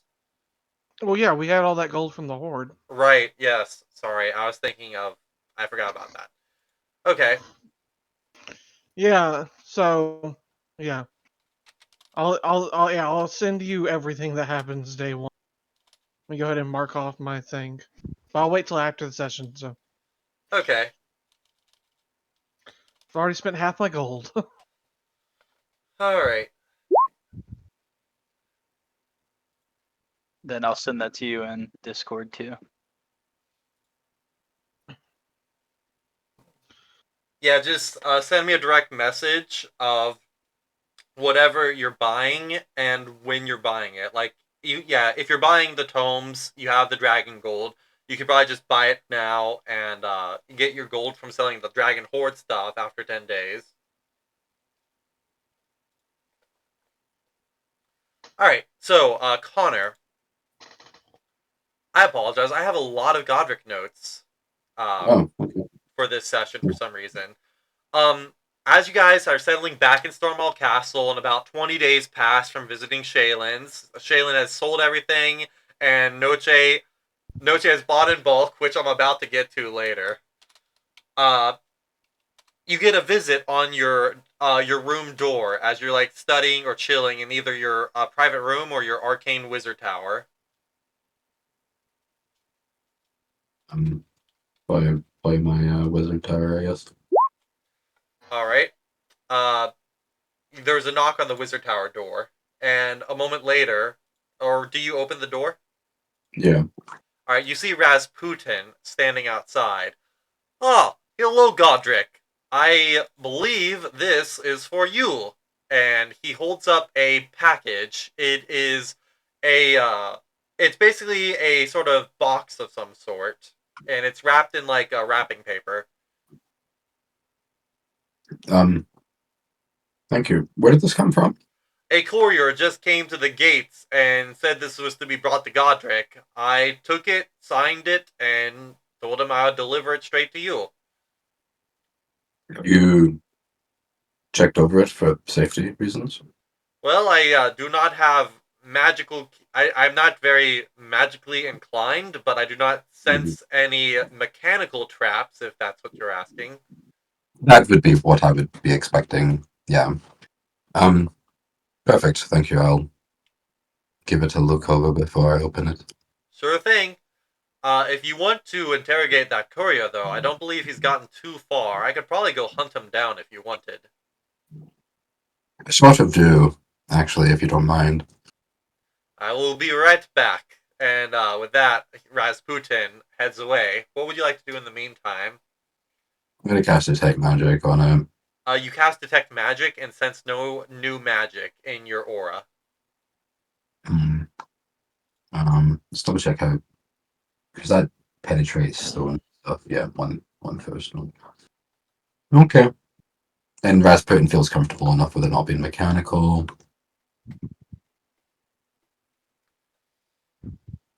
I feel like this is stupid, just open a fucking package, but sure, I'm gonna just open the package then. You open it up and you see, as you tear away the wrapping paper, you quickly realize that it's not a box, it's just box shaped. What it is actually a book. You turn the book over to the front cover, and on it you see it say Van Richten's Guide to Vampires. Oh, um, do I know who Van Richting is? Make a history check. Can I presume that I've got the Godric Hive Mind stuff still going? Yes. Okay. So, base buff and advantage. Mhm. Oh, advantage didn't go through, even though it's toggled. Fun. Uh, 31. You have heard of Van Richten. He is an elusive figure who you're not sure if he actually comes from Faerun or if he comes from somewhere else. You've heard some people mention he comes from a place called Drakon, but you're not familiar with such an area. Uh, but he is a very famous hunter of the supernatural. He stalks vampires, undead, and other creatures of the night, and researches them and ways to destroy them. Hmm. Any notes in like the first few pages, or like a letter with it, or Opening the book and scanning for additional information, there seems to be there's no letter, no notes, no signatures. It's just a copy of a book with no clue as to where it came from. This is a. This could go either way. I'll walk out and try and intercept wherever I expect Rez to be pulling this courier into. Probably the front hall. Yeah, you go into the throne hall as Raz comes back with the courier. Also in the throne room is Noche and any player that wishes to be in the throne room at the moment.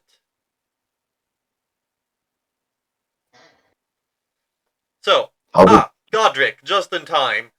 Here is the courier, and the man sort of approaching goes like, yeah, I heard that it was something urgent. What did you need me for?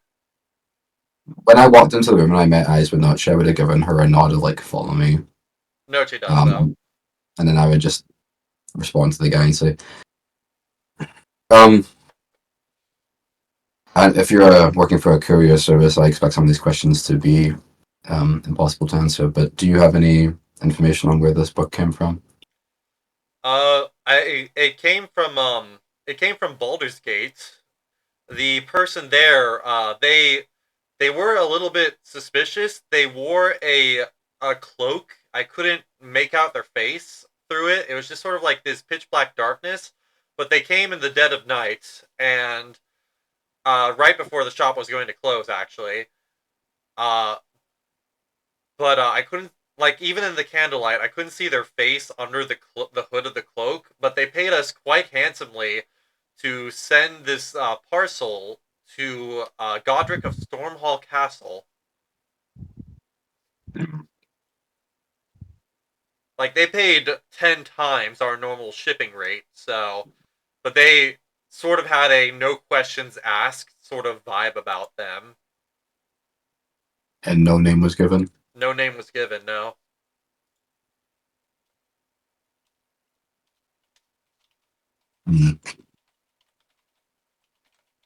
Okay, thank you. Where are you based in Baldur's Gate? If I wanted to find your establishment. Oh, we are Gilmore's Gavilant Couriers. I know that technically that last one is a C, but it sort of sounds all the same. So I talked to my boss about it multiple times. You know how it is. I'm blathering. We're at Gilmore's in Baldur's Gate. Good to know. Right, thank you. He nods. He goes like, "Well, off to my next delivery." Careful.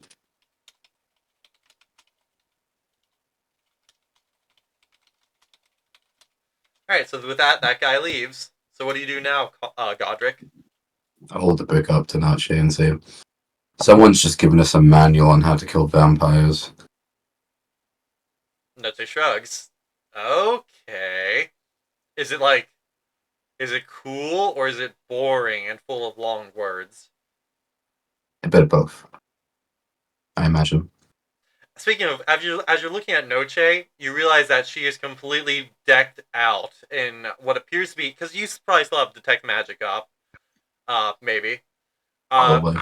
Noche is definitely covered in many more magic items than she was before. Like, she is, if you use your vision, it's almost blinding the amount of magic items that Noche is currently carrying and wearing. Yeah, I imagine we haven't done it yet, but Godric's going to be in a kind of similar situation, so he'll just look over it and go, I see we've all benefited quite well from a escapade. Dying, I gotta admit, dying was a bit traumatizing and it really sucked. But oh man, I love all my new magic items I got. Like, check this out. And Noche pulls out a key. Do you see this? You know what this does? Well, it could do quite a lot of things if it's magical, so why don't you tell me? Noche holds it in the air, like she's putting it into an invisible lock, and she just holds it there. Okay, just wait a minute. Hey Raz, hey little Noche. Okay, a minute passes, and there is a door that forms in the air that leads to a sort of portal. Because like Noche says, "Come on, come check it out." He'll come inside. You walk inside Noche's magnificent mansion. So it is very heavily nautical themed. It is there's like lighthouse wallpaper with oceans. There's it's what you would expect for Noche's place to look like. It's beachfront property. It's basically beachfront property. Is there like, you know, a beach where you could go swimming? Yes, there is a room with a wave pool that has a beach theme. Nice. Oh, This this is. oh sorry.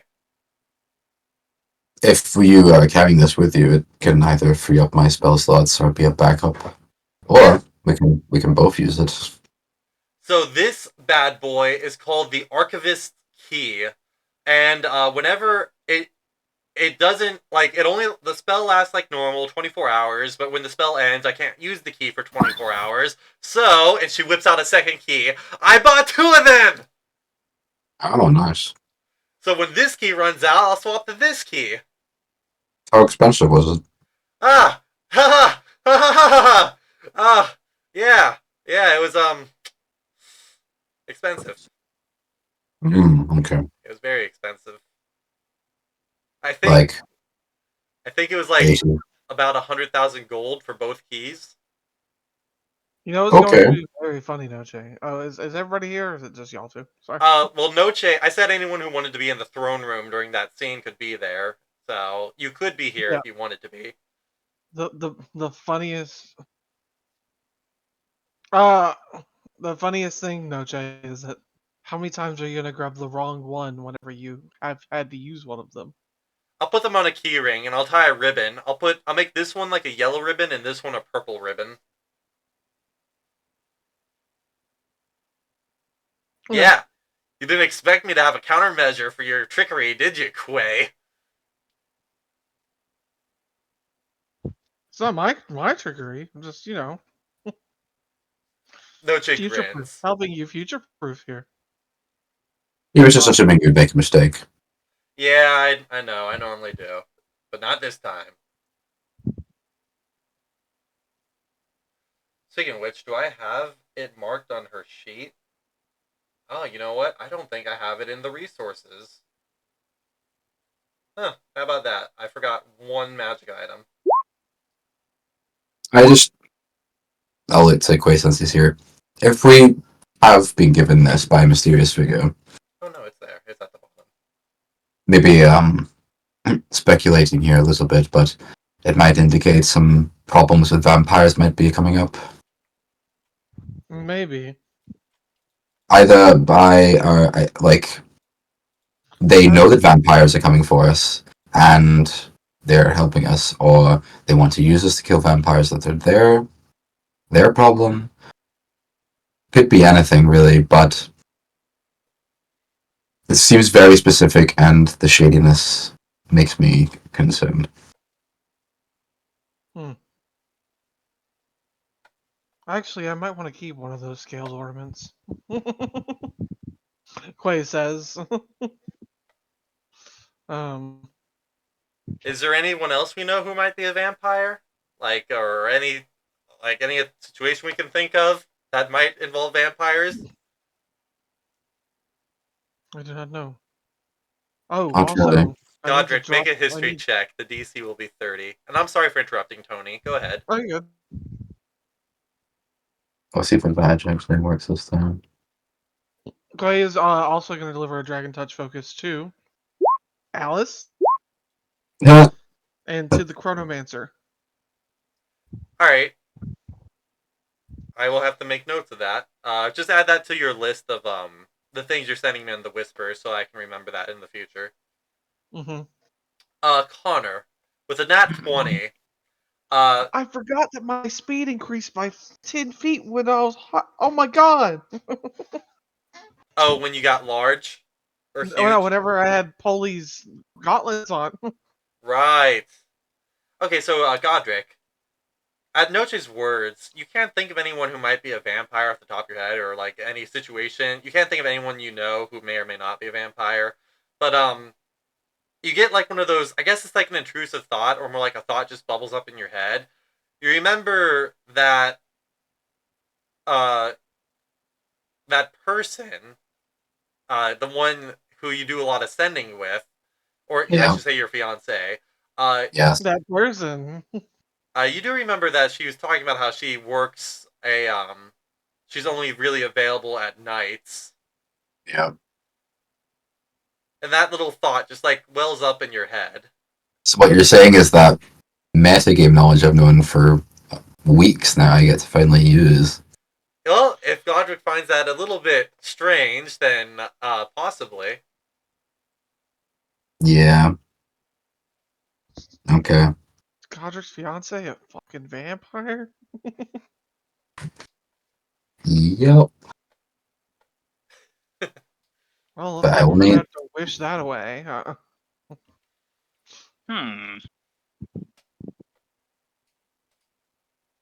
But Godric is not sharing that. If he put when he puts this together right now. Does it shed a new light on who might send the book, though? Um, I guess, but if she's Joel, she better not have sent me this.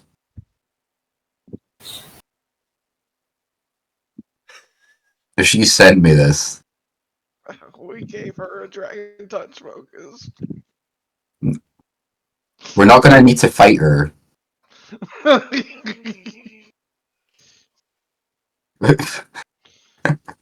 uh, we're about to go to Barovia, but I just disappear. Like the party's just like I'm just like I got stuff to handle, guys. I'll see you later. Alright, but yeah, whether you decide that's a bit suspicious or not, the book and then that little memory about what was said, is up to Connor to decide how suspicious Godric would be on that sudden idea, or how long it takes for that idea, that seedling, to grow into a full-grown plant of suspicion. I don't think he's gonna immediately like jump. He'll notice the connection over the next little bit. We might like just let it gestate, but I think he's gonna at least be asking some questions and maybe even just throwing it into the. I'm wondering, Joe, if I do need to just have a second character for Barovia instead of Godric, Oh man, wouldn't that be something? because unless the more this unless she has ties to Barovia, and one of the ways you can cure her is by killing the dragon at the top of the bloodline, which might be Strahd von Zarevich. Good Strahd, good old Strahd. but yeah, 'cause I'm pretty sure it's not Strahd. But maybe just tied it to. Who can say? Who can say? Blah, blah, Okay. blah. Well, we'll just. For now, I'll just keep going as if I'm staying in the party for now, and we'll just see if I need to make a backup one, I guess. All right. So with that said, we will take care of like all the purchases and shopping between sessions and other notes. So you guys, it is now Alterac the Third. You're on. I think it's like the second month of the year. You've made it to like basically February. And today is a big important day because today is the day that your town is completed. Well, it probably got completed like a week or two ago, but you've had to also like populate it after it was finished, like send out flyers and like stuff, advertise. Today's the day the town officially is completed and opens. So as the creators of the town, you are all expected to be there. So does everyone show up? Yes. Yes. Sure. Joe, if I how many days has it been since we killed the ancient dragon? About 21, I think. Okay. If I had started the gladiatorial arena building project, would it be done by now, or will it still be ongoing? It'll probably still be ongoing because I think that one says it takes about 30 days to build. So it's a part of the Awesome. Okay. town, but it's like a newer addition. So the town's opening, but we still have some. There's still some. We're keeping the same construction crews going. Effectively, yeah. Okay. All right. So you guys all head down to the town. You have oh, the town needs a mayor.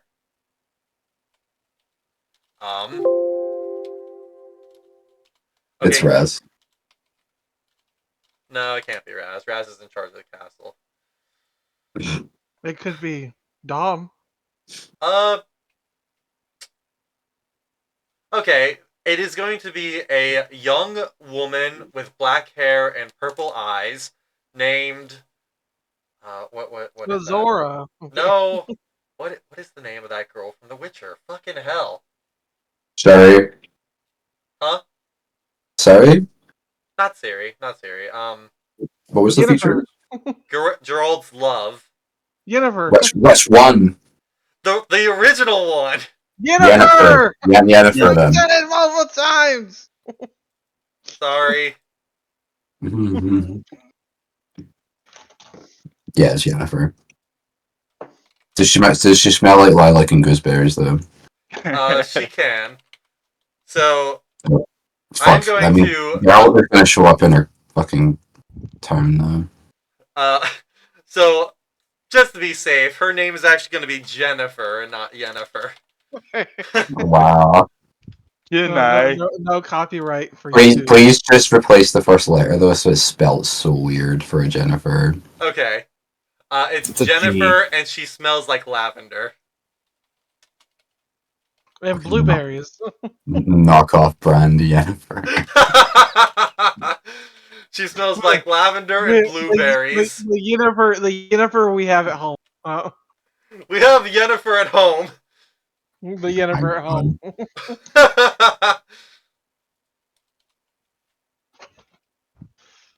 Alright, so Jennifer.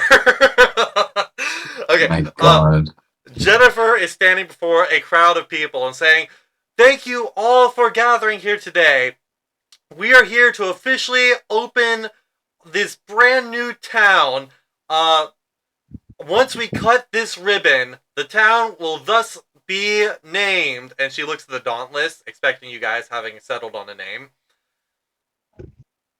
So while Jennifer, sorry, is getting that set up, you guys, Noche goes like, "Okay, shit, for real. We talked about this a few days ago. What are we naming the town?" Stormhaven. Stormhaven. She looks to Minrith and Hielo. That's fun. Which name's in the lead right now? Stormhaven? Stormhaven. Yes. Stormhaven. All right. So Jennifer, god damn it.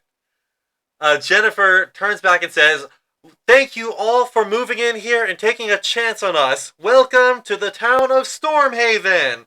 And she cuts the ribbon with a comically sized pair of scissors, and the crowd lets out a cheer. Woo!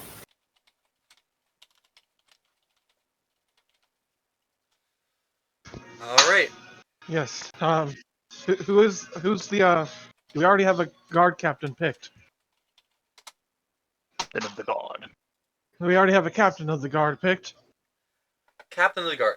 Yes. Okay, it is a man named Isaac who might look vaguely familiar to you guys. Oh, is this one of the people who's been helping us kill dragons? Yeah! Captain of the guard Isaac, I now bestow upon you weapon that has been enhanced by us killing the recent ancient dragon nearby. Uh, thank you. He takes the weapon and feels the magical energy, and he goes like, "This, oh, wow, this almost seems too much. I don't think I can accept this." I have 9 more for the next. Looks into the crowd for the next people who are more willing, who are equally willing to help defend the city. Alright, so you're gonna give, I'm gonna 9, okay. give people them right now. They're basically to be bestowed later for people who rise up in ranks and for defending the city. Noche says, maybe we should wait until we have some people promoted and have some more, like, experience, with trustworthiness. She whispers to Quay, or she'll use telepathy to Quay. Maybe we should wait until we have some more experience with these people, and we have them Well, rise in the ranks of the guardhood. that's exactly what I intended. I would just step outside to take out trash. Okay. Noche goes like, "Oh, okay, I see. You're just saying that you're offering them, later." Yes, for the next group to rise to higher ranks in the guards. You got it. So with that, Noche nods. So yeah, the captain of the guard, or the city guard, town guard, takes the weapon, humbly, and accepts it, and he will give you a report of who he believes would be the most trusted of the 9 people. It's this is because this is a small town at the moment. There's not many guards, probably I think 50 or so. About the same as your castle, 50 or so. I think we're gonna definitely, for now, while it's still small, I think we're gonna probably just want at least one or two on each shift. Um, basically always having one or two people who are up in atoms walking around with them. You know what I mean? Yeah. All right. So there's still gonna be plenty to disperse at a later date. But that's something. But that's something to discuss later. I just Of we're already doing a ceremony here. Let me also give morale to the troops. So, for now, would you keep those weapons stored in the vault in Stormhall Castle? Yeah. Sorry.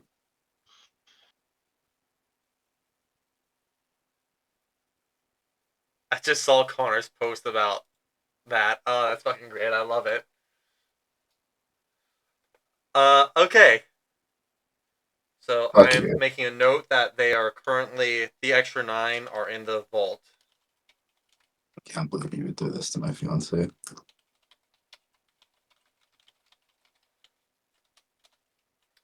All right. So there's a big banquet and a celebration going on through the town. Is there anything you guys would like to do?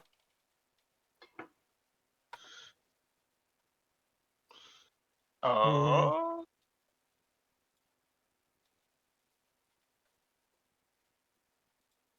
Host an archery competition. All right. Yeah, you can do that. Ooh. Find out who among the village has potential to be rangers for it.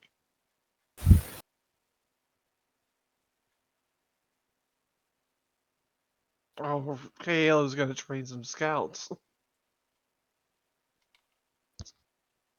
Don't want them to be completely helpless when we're gone. Quay will probably be inspired by that and spar with some guards. Is there any up and coming wizards in the grouping of those individuals?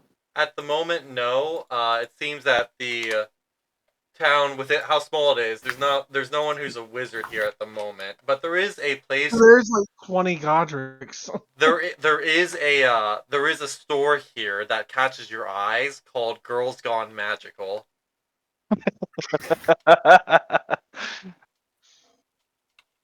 Oh, okay. Why does it catch my eye, Joe? Because it Instead of has an immovable, magical in the world in it, and the word in it.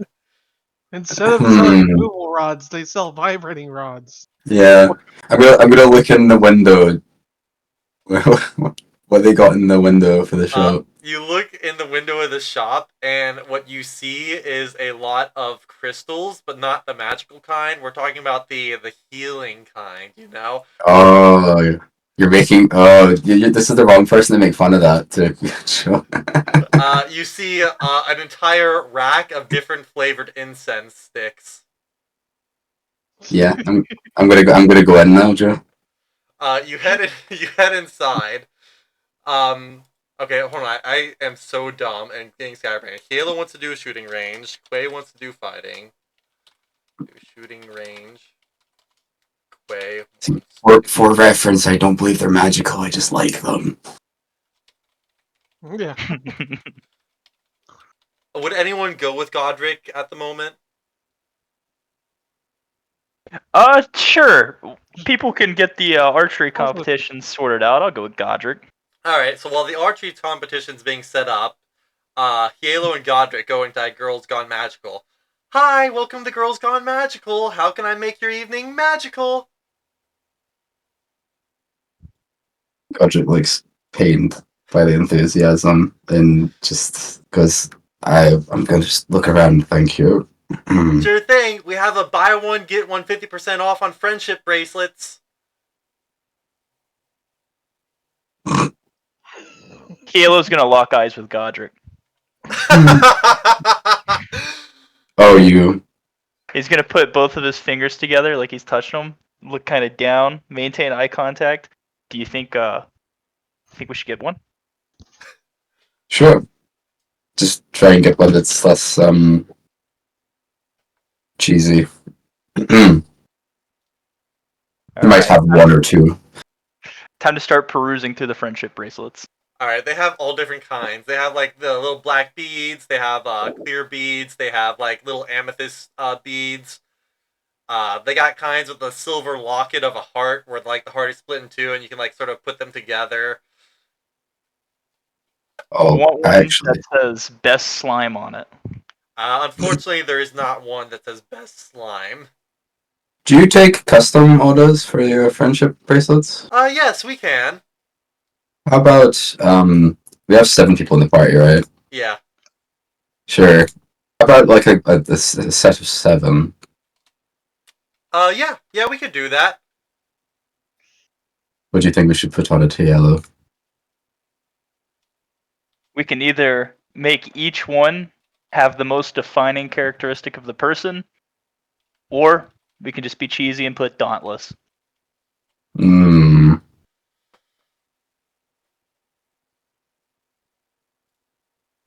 Yeah, I don't. Well, let's just do Dauntless. Let's just do Dauntless. Alright. Dauntless. Okay, I Black think beads. give us about let's say 3 days and it'll be 8 copper pieces. I'll put 10 platinum down and just say like, just make them look good. She sort of just stares at the platinum for a moment. You're like, oh, that's way too much silver for. Wait. So that's not silver. She realizes as she like looks at it properly, and like she visibly pales. And then she stares up at 3 people with wings in her shop. Yeah. Just make it the best friendship bracelets you've ever made in your entire life. Um. I. Oh. Okay. That's a lot of money. It is. It's your artwork, right? Okay. Yeah. Like her voice is breaking a bit. The price of artwork is subjective, and we deem it to be worth more than what you're probably charging, anyways. Yeah, it doesn't have to be. We can. I'll take that amethyst over there, the tiger's eye, the onyx, some incense. She like rapidly grabs out a notepad and a piece of writing utensil, like a pencil, and she starts like noting down everything you're saying. Mm. Yeah, if we're gonna go full like girly crystal stuff as well, we could have her put the name Dauntless on it, and we'll give her like the average kind of temperament of each party member. Like Quay's like quite cool headed and like patient and stuff, like that kind of stuff. And then she can, match up the emotions to the type of crystal she puts on the bracelet, All right, yeah. She starts taking all these notes, and she says, "Okay, yeah, we will have that ready tomorrow. We're gonna make this. We're gonna make sure we get this done as fast as possible. And we're gonna make you the best friendship bracelets you've ever had. Perfect. Thank you. Can I do a side order? No, I'm so sorry. You don't have to get this one done as quick. You don't have to get either of these done quick, by the way. We literally My live. boy wants some cheese fries.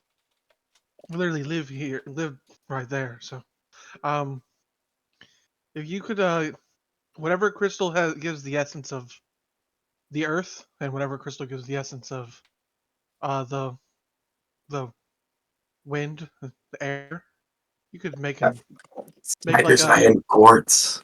you could make like a matching set of, of both of those together. All right, yeah. So you place an order for that, and she adds it to the order, and she's like, "Okay, yeah, I can definitely find a combination of those two." You Uh, need sh- how much is that? uh, 2 copper pieces. He gives another platinum. Now I want Joe to just forego whatever prep he was going to do next and look up the meanings behind different crystals and start designing our jewelry for us. And I won't help him. I'll just let him. I'll just watch him do Oh God! So it. maybe I could do that if I have the time later this week, but I don't think I'll I be was doing it in session. I was joking. Don't do that, Jesus. Ah man. So yeah, she is going to definitely get that taken care of. I don't even think she has. I don't think I have a name for her. I'm gonna name her Her name's Jewel. Kayla.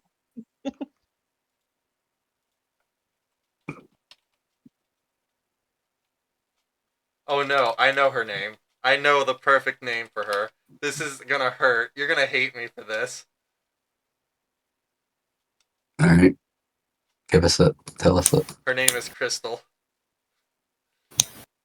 It's that's trashy. Yeah. Damn, Crystal Methingham. Oh my god. All right. This is one of those moments where I'm like, yeah, I will talk. I'll talk about it later. I'll talk about it later. Never mind. So with the Girls Gone Magical little visit out of the way, Hielo, you come back and the archery range is set up. So you got a few Yeah. contestants, 2 of which are from the town guard and 1 of which is a farmer. So are you participating or are you sort of just overseeing it? So, in my mind, I envision a set of challenges that progressively get harder. Each challenge, one person gets eliminated. Whoever makes it to the end faces off against me. All right. Let's see. I'm going to roll 3d20 on my phone. Oh wow, those all suck. So the farmer is the first to lose, followed by the one of the town guards, leaving the second town guard up. So make an attack roll with your bow versus his. Oh my god. All right. Okay. He rolled a nat 1. His bowstring Oh, broke. He shoots, and there's a burst of wind that causes the arrow to go wide of the mark. It started. These targets started at 10 feet, then they got moved back to 20 feet, and then 30 feet. So by the time they get to you and him, it's like a 50-foot range, and his arrow just completely misses the target post. no hopeful rangers in this place, huh? No, not really. You'll make hopeful rangers out of them yet. These guys are normal people. Even the town's guard are just slightly above average. We're gonna have to start training these guys. For making it to the end, I award him 5 gold pieces. All right. He looks like that is a lot. You basically, in real world terms, you basically just handed him $500, and his reaction is what you would expect when someone gives you $500. I pat him on the back and say, "Go get yourself a new bowstring." All right, yeah, he's very happy. I think this has to be the best part of being a successful adventurer. Sharing the Is wealth. just dropping absurd amount of money on people and to see them get really happy. Yeah. Oh man, it is a beautiful dream come true. You want to see Yeah, people this get this really is this is happy. this is this is our fantasy. You want to see people get really happy. Drop 10,000 as a reward because that's Like like chump change to if we us. give the wrong old person a lot of money, I they're murderers. just gave my fiance 50,000 gold pieces. I already kind of did that. You Yeah. basically gave her the equivalent of 5 million American dollars. Here, get yourself something nice. And told her to buy a hideout. And said, by the way, it's none of this is. This is nowhere near all my money. Yeah. Oh man, being rich is incredible. Go build a bat cave real quick. All right, I Too hope she bad does. we're not rich in real life. Though. yeah, but we can be rich in our fantasy game. Woo! All right, so Tony, you wanted to Mhm. do a fighting. You wanted to do some sort of like fighting thing. Yeah, and the guards are able to come if they want. All right, so you get 4 people uh, to show up for your fighting ring. 1 guard, 2 farmers, and 1 baker. Welcome. All right. Hey, how's it going? The baker says, and the other guys sort of like give simple highs and hellos. I am currently. It points to the new construction in the distance. Currently making a gladiatorial ring, where that will double as a training grounds. So anytime you want to learn something, and I'm in town, you can come and get training. If you'd like to see how much training you want, you are for now, yeah. If you'd like to see how much training you currently need, grab those weapons, and Quay's going to drop his maul and have at me. All right. So the baker thought this was some sort of like wrestling thing, so he's not too interested. Unfortunately, he thought this was more of like an arm wrestling or like just normal wrestling thing. The Oh, guards and the farmer will give it a shot. how many guards came again? 2 guards and a farmer. Okay. Um, Quay is going to solo these poor bastards. uh, All right. he's just I just don't imagine this going well for them. No, it does not. I don't even think I need to roll for it. These are normal people. But he's not. He's being gentle with it. Yes, Um, Quay's holding back. He's showing off his skill, but but he's he's obviously honestly a lot of the times he's just dodging them and trying to guide them towards the right, giving them pointers. yeah. Until eventually, after like about a few swings, he'll just one punch man them. Uh,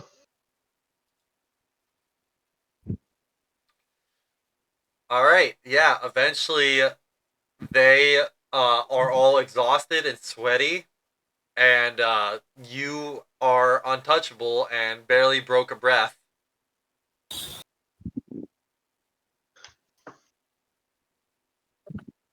I look forward to potentially being able to teach any and all of you in the future. All right. They nod. It's the guards looking more interested. The farmer looking like he was just doing this for the fun of the celebration.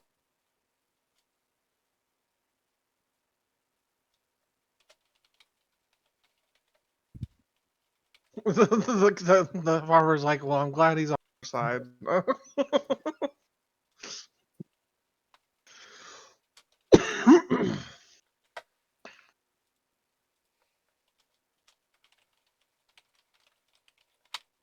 Alright, so with all those activities done, eventually the day comes to an end. But as you guys are wrapping up, you would notice something. Just outside of town, this isn't too abnormal. There's been a lot of wagons with people moving into this new town, taking a chance on a new settlement. But staying sort of out, camped up outside the town is a colorful assortment of wagons, which has some people over there, it seems. It sort of just looks a bit different from the rest of the wagons that are sort of like more parked up and settled inside the town itself. It's just a little strange that these people are like staying outside of the town. I'm not sure if anyone would do anything with that knowledge, but it is an observation you all make at some point. We can go visit, see what's Yeah. going on out there, see if it's cool.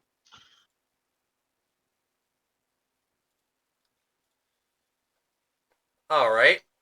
Sure. So, who will be going up to the wagons? Halo will go. Well, I'll go. go. Okay, so everyone.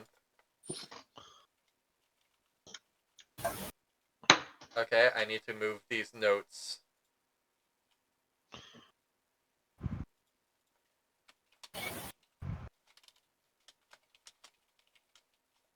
Okay, friendship bracelets. Okay, I can do this during the downtime. And this we can do.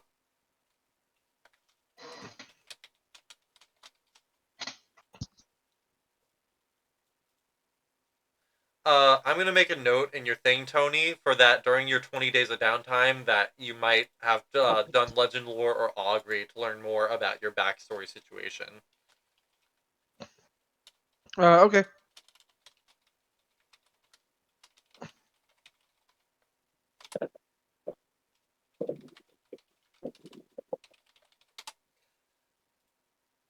I meant to do that earlier, but it slipped my mind because my notes look like a bit of a mess right now. Gotcha. Okay. Yeah, I really need to clean these up. Shit, I need to take like an hour or two to just. hmm Okay. You By the way, Joe, guys. I already own Callous Glows. It's one of the things you put in my list. I already got that one. Yeah, I Oh, got that as well. but they have upgraded versions up to legendary that do more damage. Oh, okay. Cool. If you get the Oh. legendary version, you do 5 extra damage rather than 2. Do you do the same for Caustic Bond with that? Yes, you can do caustic, fire, lightning, or cold.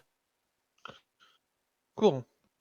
You can only have one version. Like you can't have acid and cold at the same time. You'd have to choose between acid or cold, but they exist. Yeah. All right. You head over to the wagons. And I forgot Noche has some gifts to give you guys.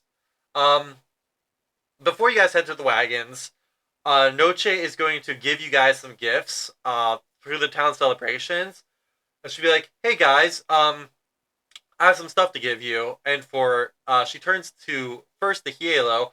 For you, these, and she hands out a pair of gloves and a ring.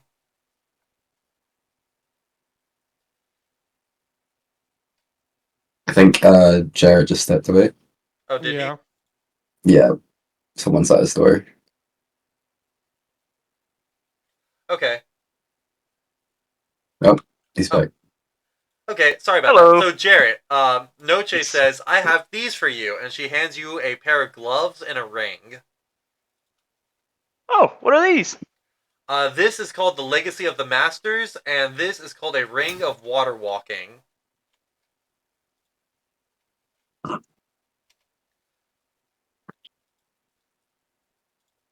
And two. Oh, is that It's not attunement. none of these are attunement? Neither of them are attunement. That's awesome. For you, Quay, I have this for you. It's a ring and a pair of boots, and you would recognize the pair of boots as Noche's old pair of boots. Thank you, Noche. You're welcome. I upgraded, so I knew you would be interested in having the haste spell, so. And this ring makes you a bit more persuasive and deceptive, just a little. Oh, nice. For you, Godric, this is called the Ring of the Mage's Friend. It makes you better with Arcana and Religion. Oh, thank you. You're welcome. For you, Tian, here's this ring. Tian thanks her for it. Is it also the one that makes somebody more persuasive and deceptive? No, he already has that. This is the Ring of Oh, Puzzler's Wit, which gives you can spend a charge to get advantage on intelligence checks. Honestly, it's a ring Godric should have too. But I needed to give Steven something, you know? yeah. What was that? What's it? This sorry. Here, I posted in the general chat. Hmm.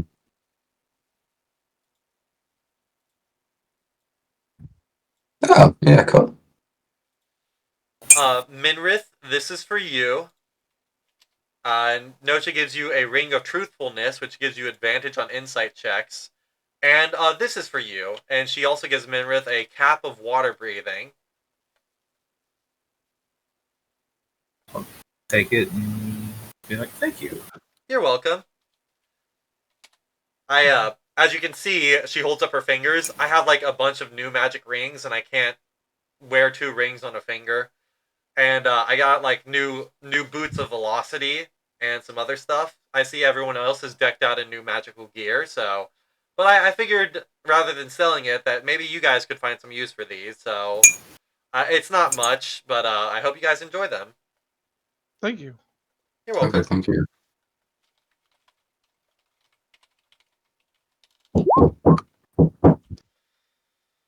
Okay.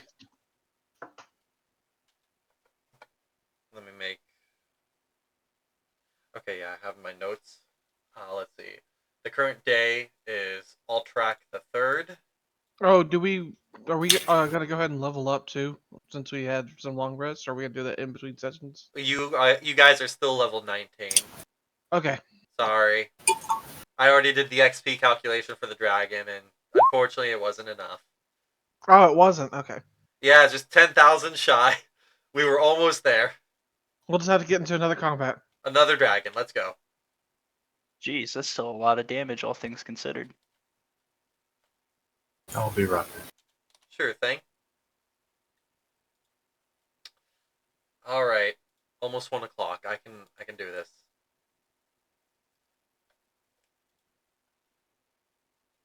Oh, I'm gonna make another note in the Tony channel.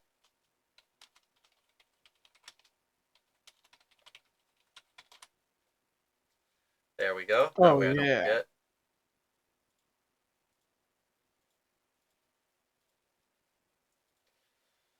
Alright. Oh, I kept this on this page for like forever. I should have.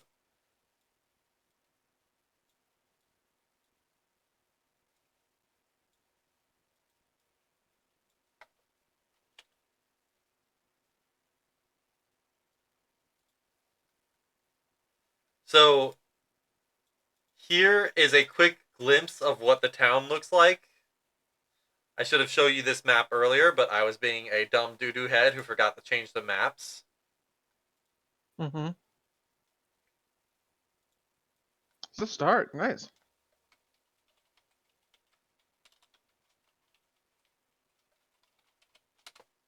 So I posted it in the art channel so that we can have a quick reference.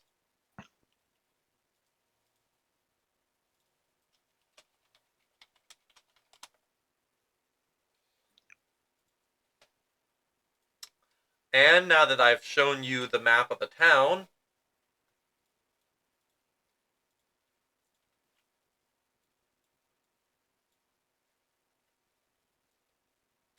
as you guys, so for context, you guys have spent the whole day partying and celebrating the new town. As you are getting near the end of the day, you see these wagons just outside the town. You start to make your way up towards the wagons, walking at a casual pace over there. As you're approaching these wagons, the sun has already set. It's now twilight. You can't see the sun, but the sky still has like a bit of red and orange in the air. You can see a bit of purple and blue creeping in. Um, and as you're getting up there, because it's like the second month of the year, it's really cold out. Like it's like it should be snowing, but it isn't. And as you're walking towards these wagons, you can see mist begin to gather just around you guys a little bit. It starts to as you know as the world cools, as the temperature gets lower with the sun setting, there's just mist, a low hanging mist beginning to gather in the area. You all arrive before the wagons, where you can see a bunch of colorful people partying and drinking wine gathered around a bonfire. What would you like to do?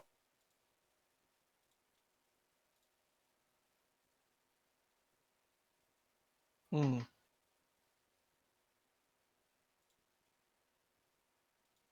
Hmm. Okay, I'm back. Welcome back. So it's getting late now that the partying is over. The sun has set. It's winter. It's winter, so it's really cold. And because the sun is set and the temperature is cooling, there's a bunch of mist gathering around these wagons as you approach. Okay. I'm not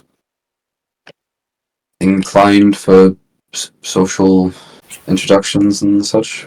Are any of you? I'm good either way. I'll walk up to him. All right. Minrith walks up to these people, and Minrith, you would be familiar because you've met them before. This type of people with their colorful dress, and their lively like mannerisms and energized, like full of life and living, and just their passion. You immediately recognize these as Vistani, which you have encountered before. I will be just as excited to see them Okay. since I know that they are like that. I'll put off the same energy. All right. They all see you approach, and one of them, an old man, says, "Welcome, welcome to our fire. Why, aren't you all the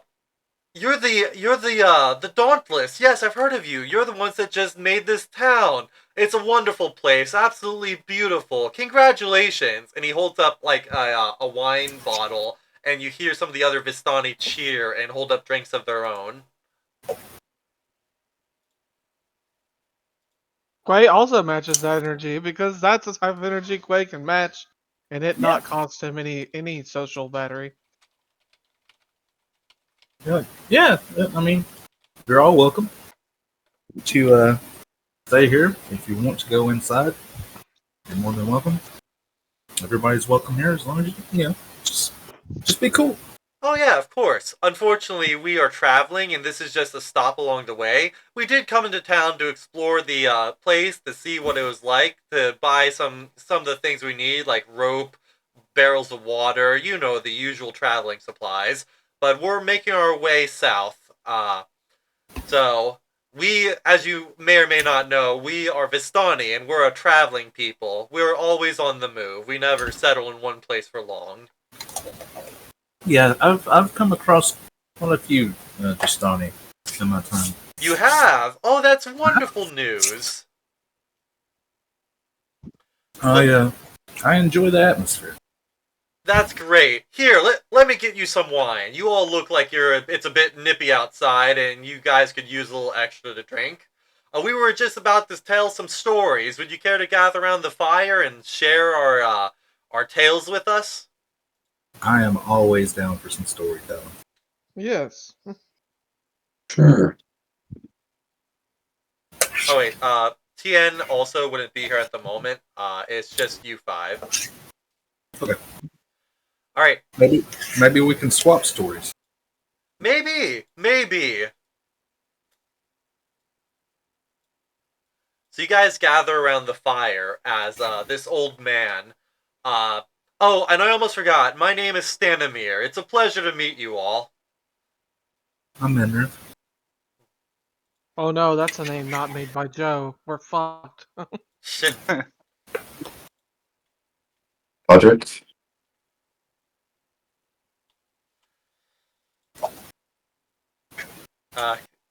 Stanimir nods to each of you and says, "Well, let's go ahead and begin with the storytelling." He then fills his mouth with wine and then spits into the fire. He watches the flames turn from orange to green, and as they dance and sway, a dark shape appears in the bonfire's core.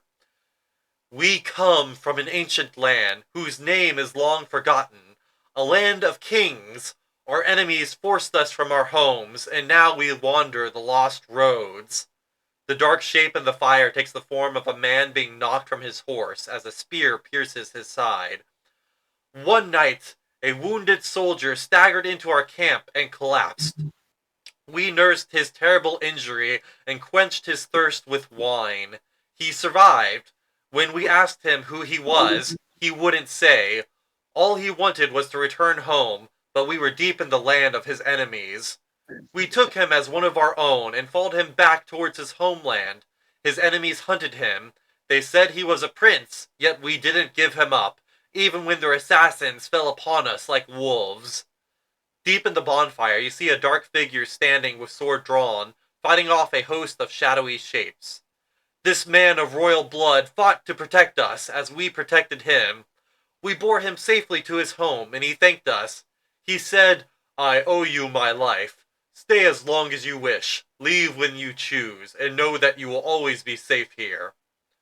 The figure dancing in the fire vanquishes its final foes, and then disperses in a cloud of smoke and embers.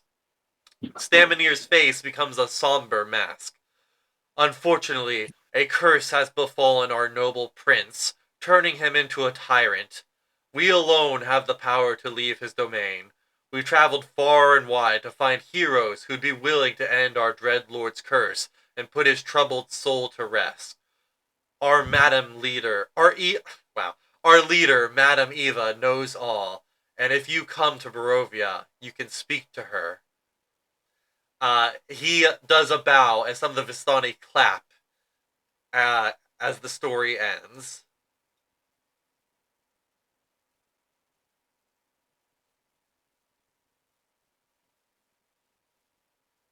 Manito will clap along with him.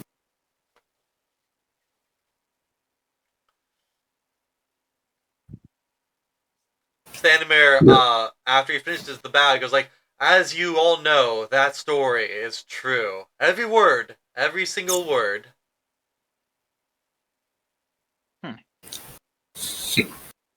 Who's your lord? Let's see. "I dare not say his name, lest his eyes fall upon me."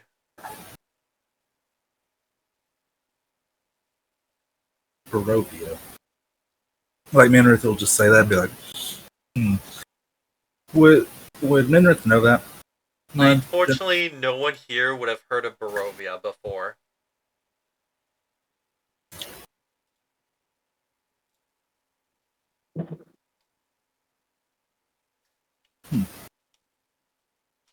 Where is this place?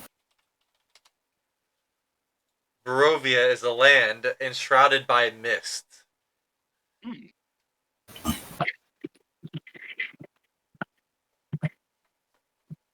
Okay. Is it north, south, east, west? Coincidentally, I do believe it is south of here. That is just so happens to be the direction we are heading.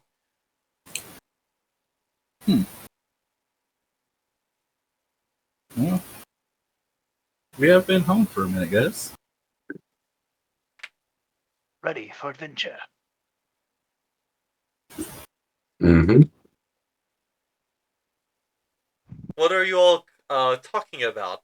I say, are you all interested in being the heroes to save our fallen noble prince? I mean, I'm always down for an adventure. I'm sure we could help. Sounds better than Avernus. Oh, Right. Anything sounds better than Avernus. Noche nods. He goes like, "Yeah, if it sounds like a big adventure, I'm willing to go for it since it's been a minute." We'll have to tell some people where we're going. Well, that's good. That's wonderful. I'm sure famous heroes such as yourself would be more than capable to save our poor prince.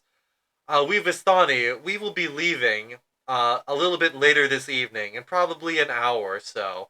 We wanted to. I know we've been traveling. We've been resting during the day and traveling more at night lately.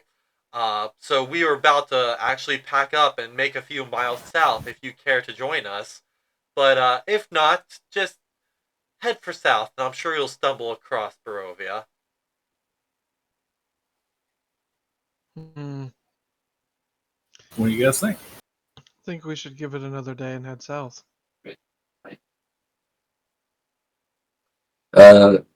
Godric knows that if we head south, right, there shouldn't be Barovia. Let's see.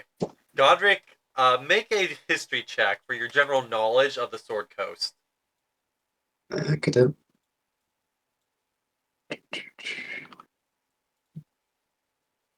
Don't have the base buff. I'll use a luck point. Okay. Okay, 24. Uh, you have not heard of a Barovia down south from where you are.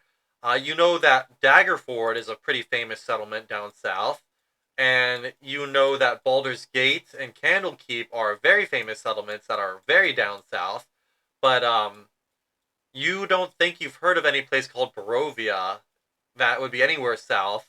You're not sure all the way down by Kalisham, maybe, but that would be really far. And it sounds like these people aren't intending to travel that distance.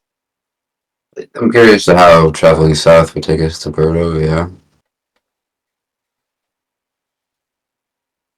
He the he looks at you and goes like, "We Vistani have a special power when it comes to traveling. We always know the path we need to take to get to where we want. You could say.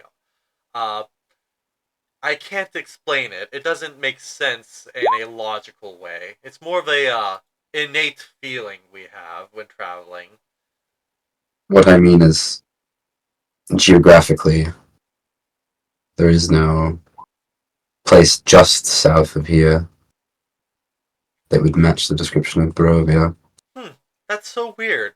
I can't explain that then. I just know that it is south of here. It wouldn't happen to be in the Feywild, would it? Feywild, Feywild. Or the Shadowfell. No, there's nothing. There's no place called Barovia in the Feywild. I don't know. Have you I been to the entire Feywild? I've I lived for almost 300 years. I've traveled a lot of it. Okay, fair. Standemir nods and goes like, I am sorry. What is a Feywild? Manrith will just look at it and be like, "Wait, what? You don't know the Feywild?" I can't say I've heard of the Feywild or the Shadowfell. Not to be insulting, but have you lived under a rock? Those are some of the most known places there is here in the plane.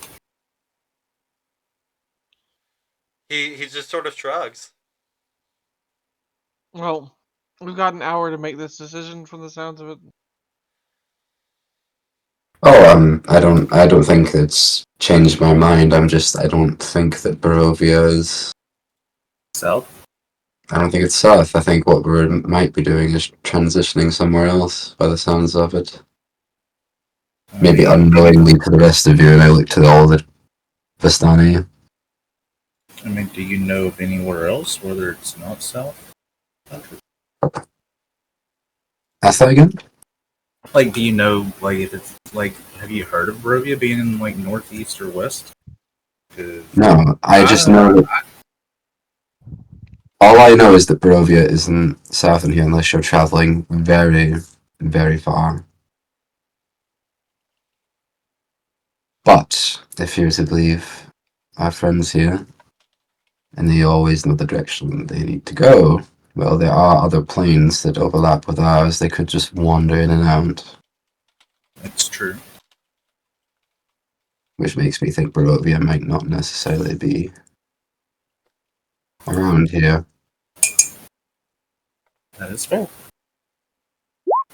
See, it feels like metagaming, but my Arcana and History scores are just so high that it just feels wrong not to put these things together. Yeah. No, you're good.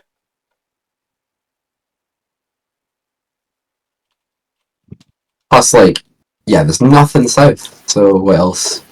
I just start filling in the gaps.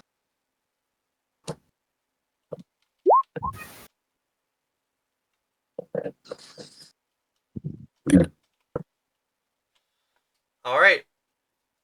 So, what would you guys like to do then? Do you want to head back to the castle and grab some stuff and say goodbye to some people and whatnot? Yeah. Yeah. All right. Yep. You wave goodbye to the Vistani and you start walking back to the castle.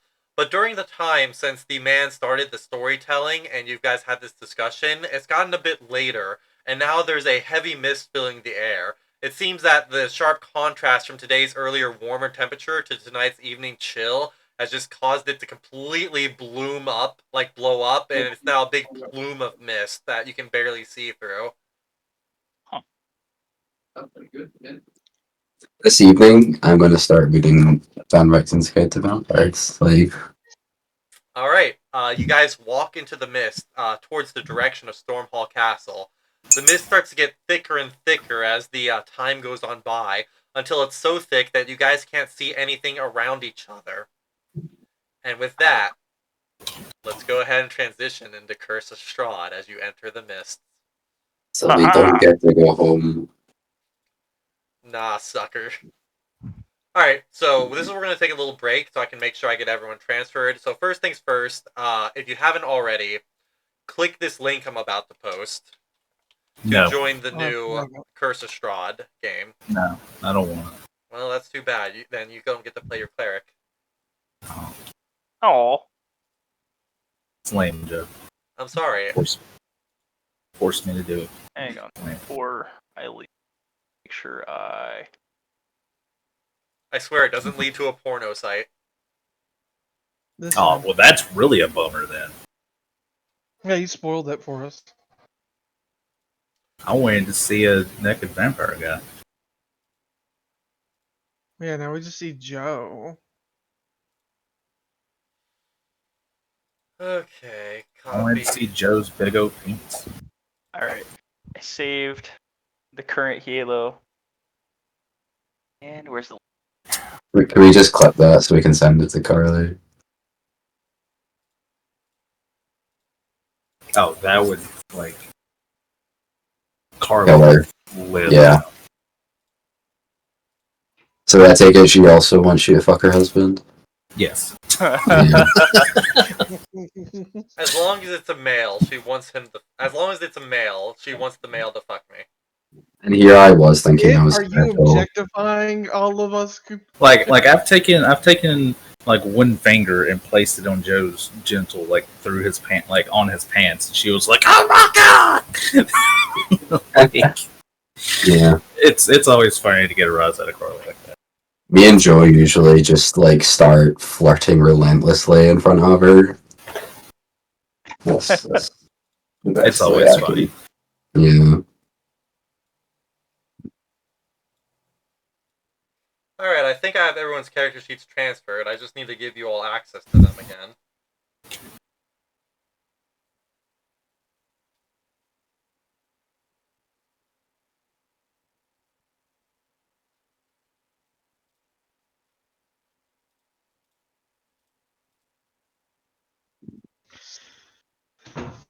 Alright, Connor, you have your character sheet visible, I believe. Let me Okay. know It's if you can see. everyone. Oh, there's Godric Bell. I see him. He's related to Drake Bell. And How does Josh, Josh Peck feel about this? Pretty good. whatever happened to Drake? He just kind of dropped off. He does music. I don't think he does any acting. He's got like a music career. Oh.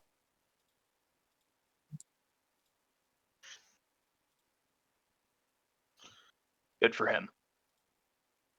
Yeah.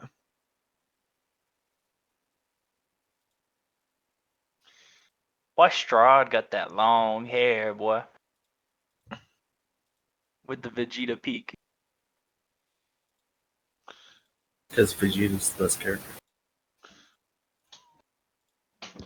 I will die on that hill. Vegeta's 10 times better than Goku. Oh, As let's in, see. like, Vegeta actually has, like, a character arc. Yes. Love Goku. Let's be honest here. But he's been the same. I mean, All to right, be clear, we do know he got dropped on the head, you know? there was one point during like the Namek arc when he first turned Super Saiyan where it's like, yo, that was a dramatic change from how he's always been. He said, I am the legendary Super Saiyan, Son Goku. I'm him. And then he says, I'm gonna smack some sense into you, and he front hand and backhands Frieza for like 5 minutes. That's still that fight still holds the record for like longest fights in anime. Yeah.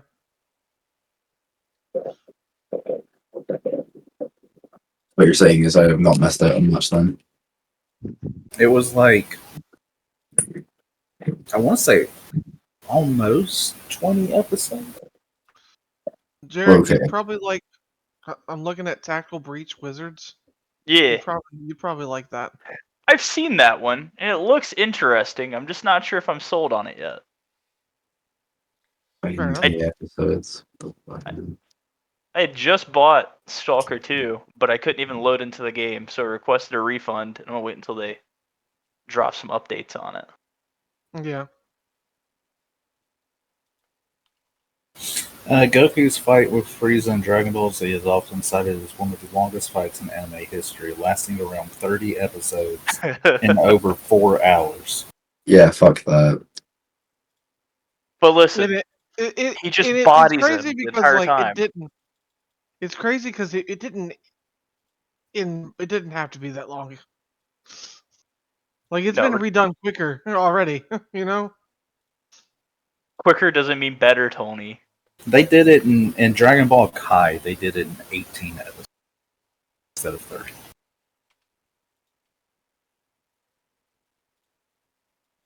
Dragon Ball Kai cuts out a lot of filler.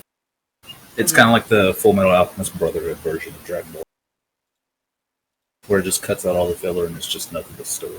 Well, Brotherhood also has entirely different things in it as well. Brotherhood's my favorite anime, period.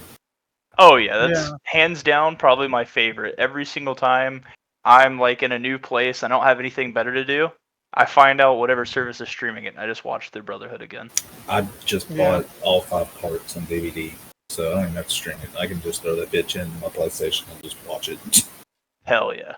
Like, I don't, like, I enjoy streaming and it saves a lot of time and stuff, but I'd rather just own it. That way, if my internet's Yeah. ever out, I still have shit to do. Yeah. Like, I have seen Brotherhood from beginning to end, like, at least 10 times. Like, I love it. And every single time it's fulfilling. Yes. I still get goosebumps. It's so fucking good. Like, if I start it, if I watch one episode, it doesn't matter which episode it is, I have to watch it, like from beginning to end. Like it's like, okay, cool, this anime is gonna run my life for like the next 4 days. Yeah. My Okay. favorite anime, ReZero, only releases every like fucking. Only like they go a long time between releasing seasons. So the third season's coming out now. Well, a few episodes of it came out. 8 episodes of it came out, and now they're gonna go on a break till February. But basically they release so sporadically between the overarching seasons that it's literally like every 4 years. And every time it comes around, I'm in a transformative part of my life. Um, the first season came out whenever I was graduating high school. uh, Second season came out right around it was just 2020. A lot of things happened 2020, and the third season's coming out now.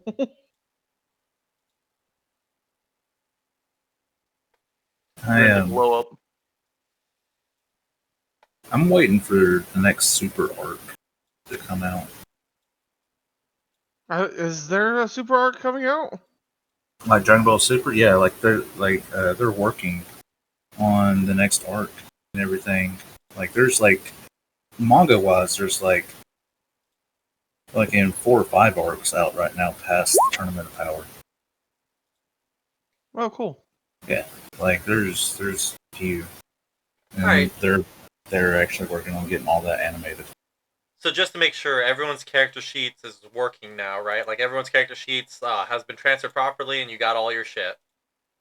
Yeah. Yep. Yeah, I can access. All right. Oh no! Wait, no. I think you. I upped my my strength and con, right? Uh, So basically, this isn't the newest version of my character sheet. hmm. Okay. Was the strength and con the only thing that changed? Well, I changed over my health because my health changed. I don't know why that didn't update. I thought I had it set up properly. Well, I made those changes today. Okay, that might be why. I've made changes to my sheet today and it came through fine. Hmm. Were you using Quay Ulacrum or your original Quay? Original Quay. Alright, do you know what the changes were? I can just change it. It's fine. Okay. If you know how I'll to have to, fix I'll it, have then to I'll have to copy over the gold. That's easy. alright. Yeah, my gold didn't transfer over. That's weird. Yeah, like because I had added the dragon wing bow to my inventory. That's not there either. That was really all I had. My That strength and was con are both at 28 now. my health. I had done the long rest. It was basically the sheet that I had before we ended the dragon is what got transferred. I'm wondering if that's because I had Curse of Strahd and Baldur's Gate Descend into Avernus open at the same time, and I didn't close out Baldur's Gate before I opened Curse of Strahd. It's possible. It probably brought over the same cache from Okay. the site. Alright, well, let's go ahead and take a moment to get those changes updated, and when everyone's done, just let me know. I mean, I'm just adding the weapon. You're good to go ahead and start.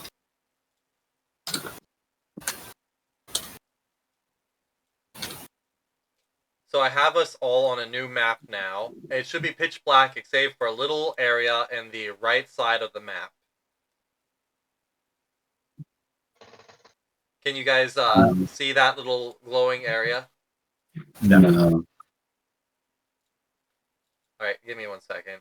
You know what, I just realized.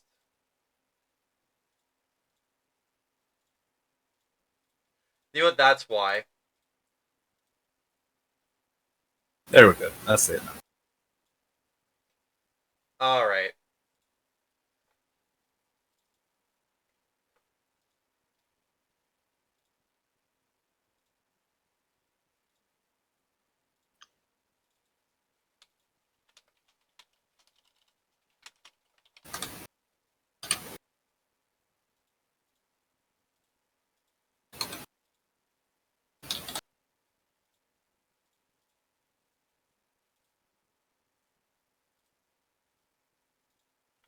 Make sure.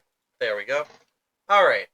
So, as you guys go through the fog begins to dissipate, and as it does so, Noche's sword, which she's had sheathed on her back, because it's so dark out, Noche casted glow on her sword, which is sheathed, and The glow goes from its normal golden light to a deep blood red, and the light produced by Noche's glowing sword is halved. Does my bow of warning go off No, it for does any not. reason? Okay. As the light turns blood red and becomes half as bright, the mist begins to clear, and you find yourself standing not near your town or the road that leads up to Stormhall Castle, but in the middle of some unfamiliar dirt road between the forests. Uh, you see the dirt road continues going this way. Behind you is a wall of mist. Hmm. Giant trees loom on both sides of the road, their branches clawing at the mist above them. I don't think we're home, guys. No, I think not. Oh, did we get that hour or did we not get that hour? You did not get that hour. It was the moment you Oh, left the Vistani, you got swallowed by mist.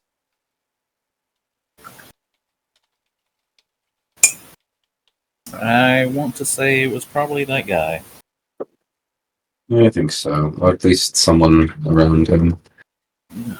This did not happen the last time that I visited other people. Different people though, right?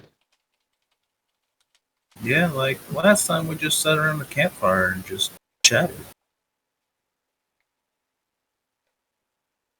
Minrith, maybe Noche turns to you. Maybe you can cast the what's that? You got speak with plants. Can you like check with them to see if maybe we just got word nearby or something? I mean, I can try. I'll cast speak with plants to find out where we're at. All right, you cast the spell, and there's a bunch of trees nearby. Do you approach a tree? Yes. All right. Uh, so what do you say? Excuse me, but uh, what is this area? And I'll say our place, like our plane, or where we're originally from. Be like, are we still near there? All right, the tree responds with a scream of agony. That goes on for a moment before it says, "Why? Why did you curse me with consciousness? The pain! The pain! Please, please release me back to the sweet nothingness. I do not know where you came from. End my suffering." I will disconnect the spell. I've never gotten a response like that before. And I'll tell the group what had happened.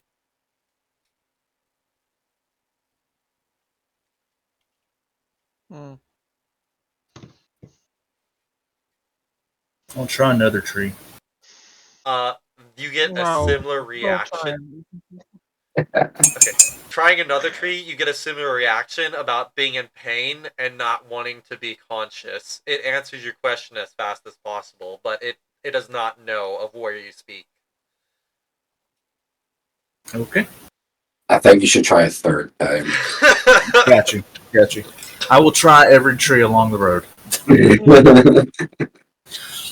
We want to make sure that all the trees are in pain.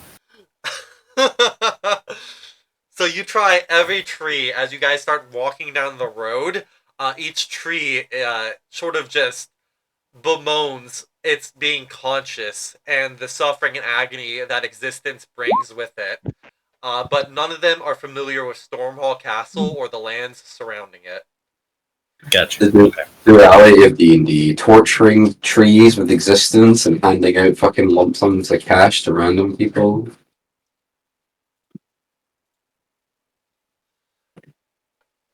Yes. So you Let's guys, spare people's lives and also torture plants. so you guys walk for about an hour before you see something up ahead through the mist. You see as the fog spills out of the forest to swallow up the road behind you, almost as if as you move forward, it's trailing after you ever so slowly. You can see that just ahead, jutting from the impenetrable woods on both sides of the road, are high stone buttresses looming grey in the fog. Huge iron gates hang on the stonework, and dew clings with cold tenacity to the rusted bars. Two headless statues of armed guardians flank by the gate, their heads now lying among the weeds at their feet. They greet you with only silence.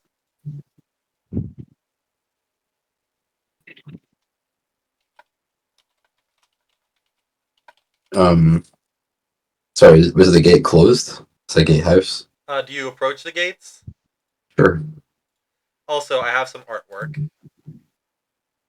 Uh, this is what it looks like.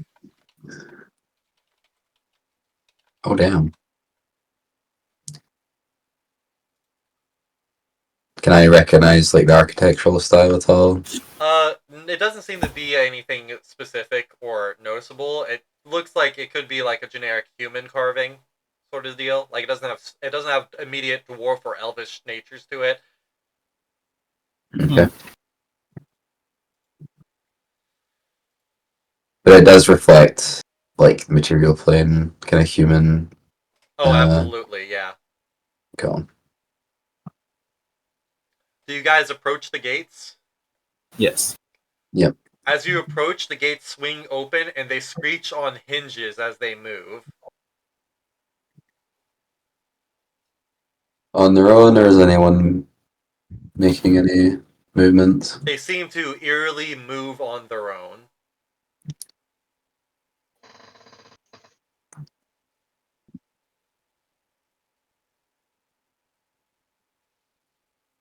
I wish it had spells, specific spells. If there are spells involved, you do not immediately notice them. Like there's No, no I spells. Oh, sorry. I was just saying I wish I had a certain spell. Sorry. I mean, I could flare up a detect magic just in as we start. I'm gonna move through the gates and have detect magic up as I go. Strangely, as you go through the gates with detect magic up, and I assume you're casting it with an action rather than a ritual. Yeah. Detect magic strangely doesn't detect anything magical. Okay. I'll just keep up in case anything flashes.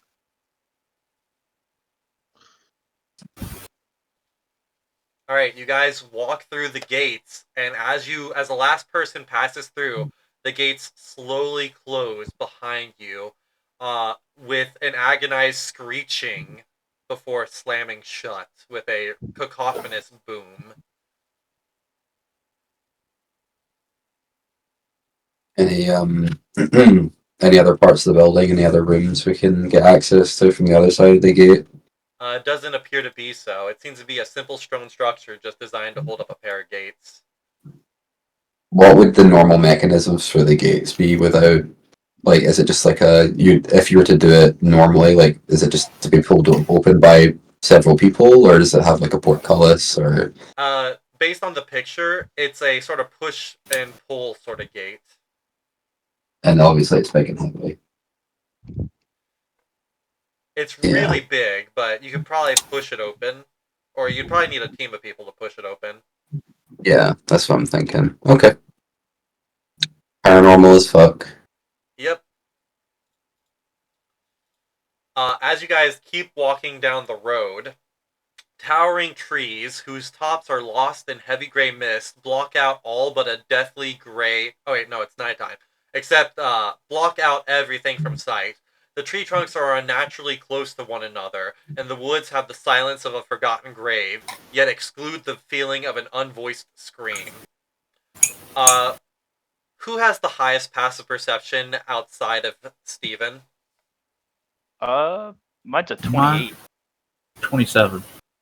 My PP's an 18. Alright, so, Hielo with a 28, you're the first to notice the scent of death hanging in the air. Hey, fellas, just so you guys know, I don't think this place is entirely safe. It smells like death around the corner. Like, I mean that literally. Like, you smell what could be a corpse nearby. Do you try to investigate? Yeah, I'm gonna look into it.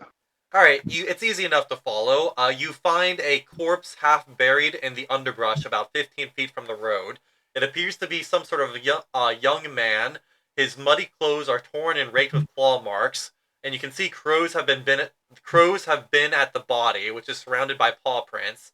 He has obviously been dead for several days, and he holds a crumpled envelope in one hand. Well, I think I'm gonna start reading what's on that crumpled envelope. You open the letter, and inside, I can just do it from here. Inside it says, "Hail thee of might and valor. I, the burgomaster of Barovia, send you honor with despair.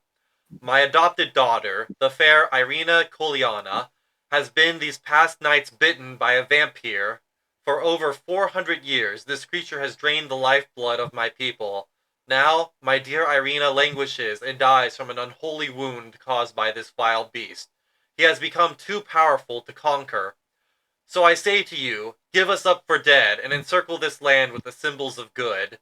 Let holy men call upon their power, that the devil may be contained within the walls of weeping Barovia. Leave our sorrows to our graves, and save the world from this evil fate of ours. There is much wealth entrapped in this community. Return for your reward after we are all departed for a better life. Kuliana Edirovich, Burgomaster." What language is that in? Common. So I'd be reading that out as I work through it, so everyone would be able to hear it. As you finish reading the letter, almost as if perfectly timed, you hear the howling of a wolf in the distance.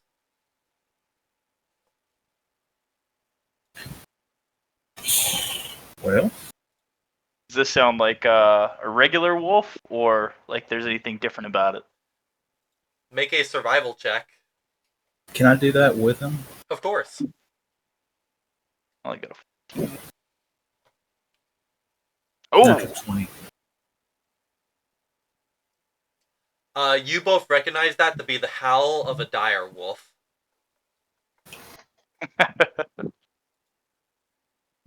Hmm.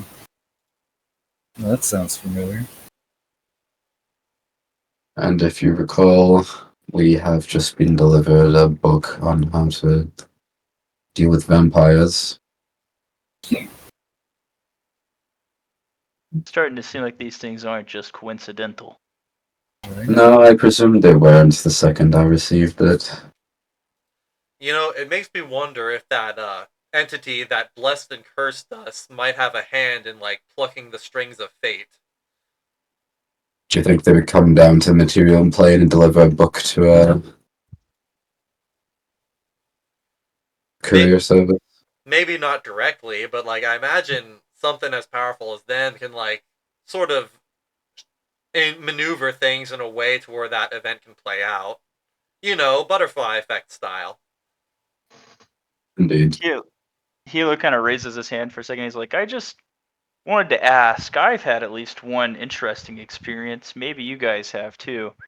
Have you ever been in the moment and all of a sudden it seems like everything slows down and comes to a stop, and the next thing you're in front of that figure? Yes. I thought that was going into an entirely different direction. When we killed the dragon, I had that happen. The Odd. recent dragon. I had a similar experience when we were in Avernus.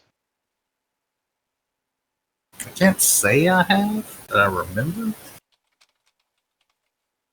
but I'm not gonna say I haven't. Right.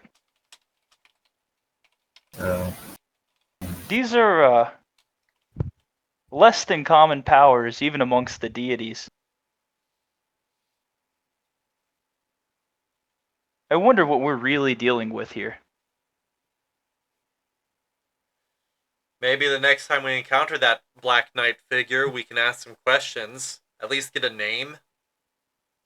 I was going to. And then after I answered their question, I just instantly was back to time moving again.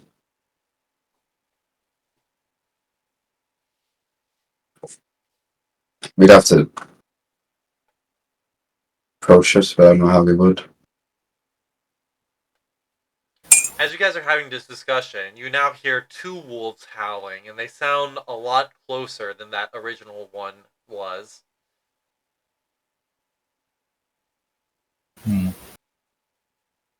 Maybe we should be on guard and pick up the pace a little bit. Maybe we should get back to the road rather than being in the woods. Mm-hmm. Hmm. I don't disagree. Start walking back to the road. Alright, you guys get back to the road. Do you continue down it? Yes. Yes. Alright. Yeah.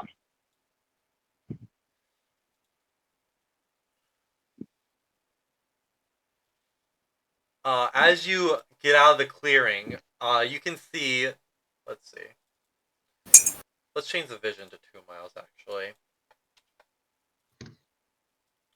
As you get out of the clearing, you can see up ahead in the distance, you can see out of the woods and the roads is a clearing, where up ahead in the distance is what appears to be a small village, and down south is what appears to be a river. The river flows as clear as the blue winter sky through this valley.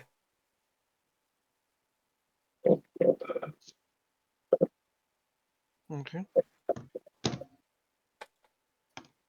An easier sight than the river Styx. Definitely. And we see this here. Yeah, you see the village in the distance. I mean, let's go find out where we're at. Let's go start the beginning of Bloodborne.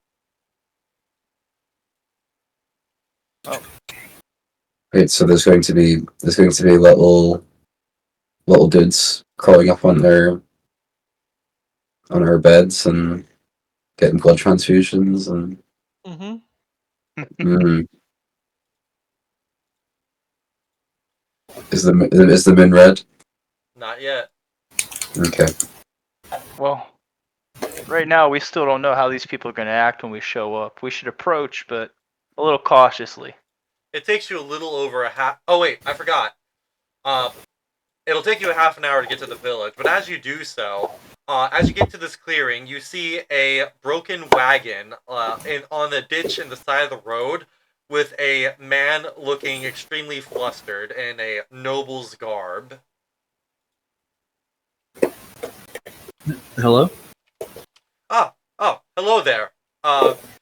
Travelers, yes, travelers. I don't wonder if I could impose upon you on a bit. My name is Vasily von Holtz, and it would seem that my driver has suffered some sort of malady. And he leans over, and you see a old-looking man who his face is locked in a sort of grimace, his eyes wide, and is clearly dead, unmoving. I heard him scream, and then the carriage sort of went off the side of the road, and next thing I know, I am sort of stuck here. You wouldn't be possibly willing to help me get safely to the village, would you? I mean, we can. Does this guy seem trustworthy? Make an insight check.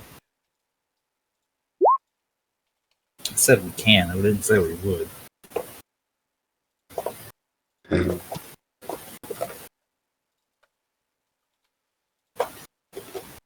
With an 18.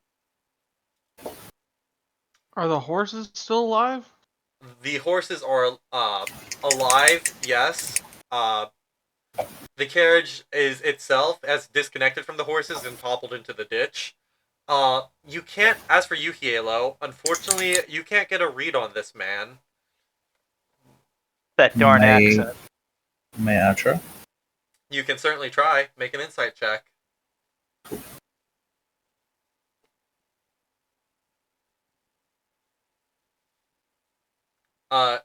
Neither can you get a read on him. He seems genuine in that he is, a bit worked up is probably the word. Okay. They're like, yeah. Quay, I mean, we can help. Quay is going to use telekinesis. Gonna use my free one per long rest. Oh, let me click long rest on my sheet. Reset all those motherfuckers. So he's gonna use his once for free telekinesis. And right get the cart back right, and he can be holding it all up with telekinesis and all the parts together and be doing mending. Quay has mending? Yeah, whenever what I took whenever he Magic Initiate, right. yeah. Alright, so you start repairing the bits of the carriage as this man lets out a whistle. That is impressive. How are you doing that? With my mind. Wow. I've never seen such magics. It's a spell that some people can do, but I can just do it with. Uh, well, you all seem like you're unfamiliar folks. Where do you come from?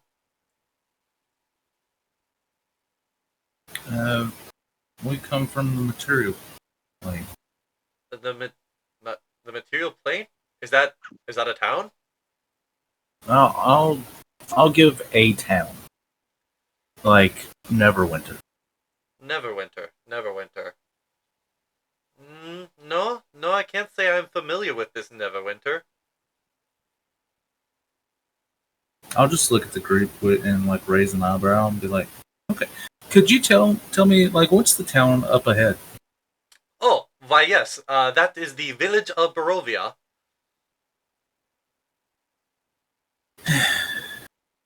I'm telling you, Awesome. we're in a different place entirely. Yeah.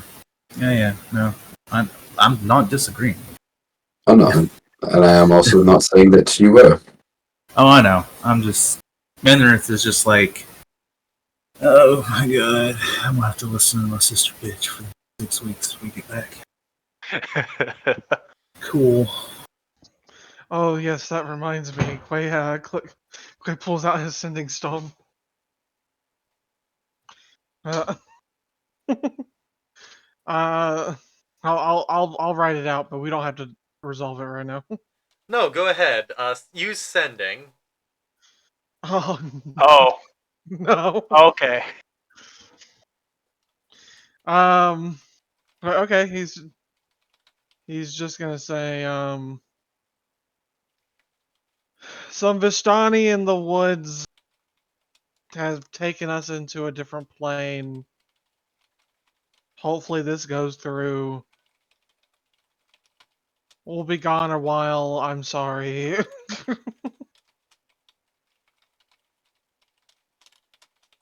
You send the spell, and you get no response.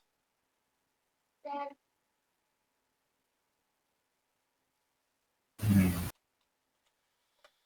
Hmm. Well, that. Right.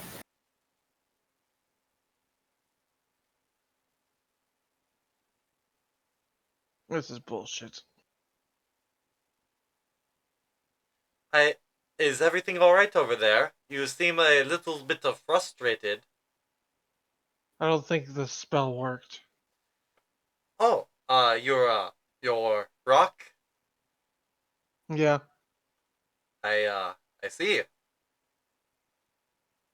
Do you know anything about it? Like you said, you've never seen spells like that. Do people not cast spells here? Oh, no, the only, people who know magic are, the few, travelers that do come through here every year or so, every, few years. I, um, I dare No. say that I kept my composure quite well, actually, with this probably being the second or third time I've ever seen magic in my life. I mean, not to nitpick here or anything, but is it every year or every few years? Kind of swapped up there. Uh, honestly, hard to say. I normally reside in Kresk. I'm very far out east from where I normally reside, but I can't be ever in Barovia at once, and people come in from all over the place.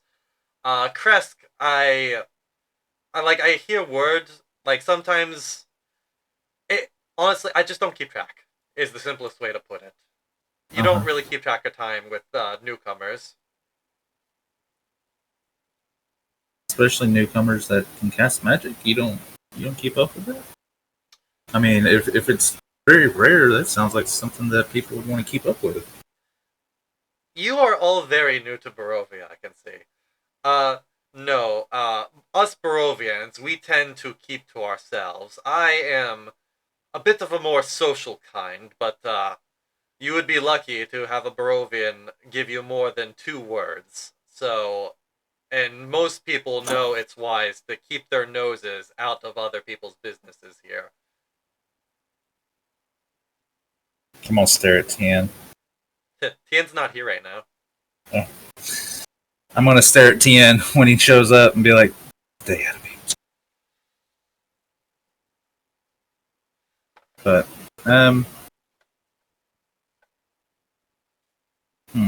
okay.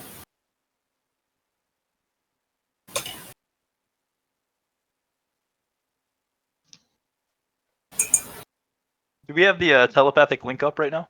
At the moment, yes. Are we sure that the dates line up from where we came from and where we are now? Should we even ask this guy? I'm gonna He ask seems him. a little off. Yeah. Hmm. When Hilo says that, I'll be like, what's today's date here?" Oh, by the way, as you guys are using the telepathy, you feel that something vile is eavesdropping on your group's telepathy. On Quay, I completely forgot.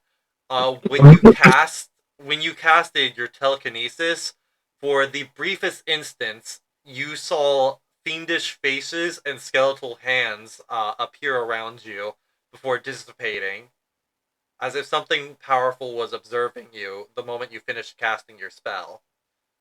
Hmm.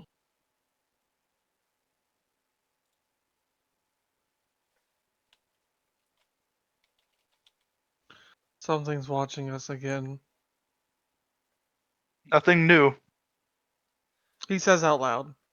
Uh, what day is it? I do believe it is currently.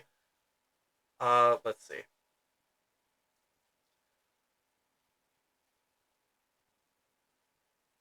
It is currently. Where did I put my fucking time?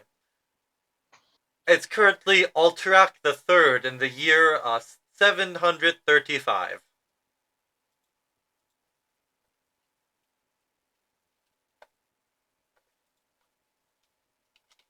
Does this line up with the time? Nope. Well, the day and the month, yes, but not the year. Definitely not the year.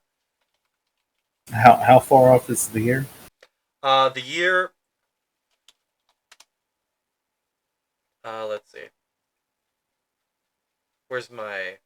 The year that you guys knew it was 1490 DR. So we're Wow. like 700 years in the past. Or they have a different calendar system, but yeah. Oh, Holy what's shit. what's the Forgotten Realms like an AD version of like AD? Something like that? Is there like a secondary thing that they put after, It's, like it would be like a Altriac. BCC? Let's see. Let me copy and paste this. It should be Altriac the Second of 1490 Dale Reckoning. Right, yeah, DR, yeah.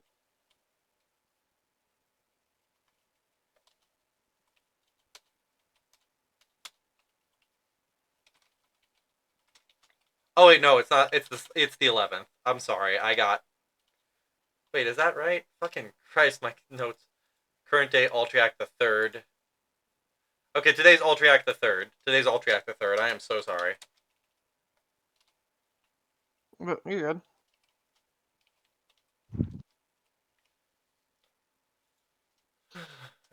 this guy said the year is 735. 735.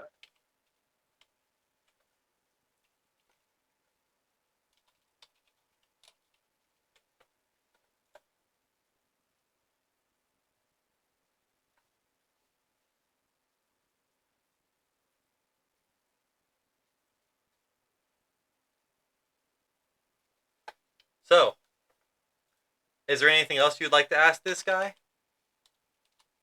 No. I think that was it for me.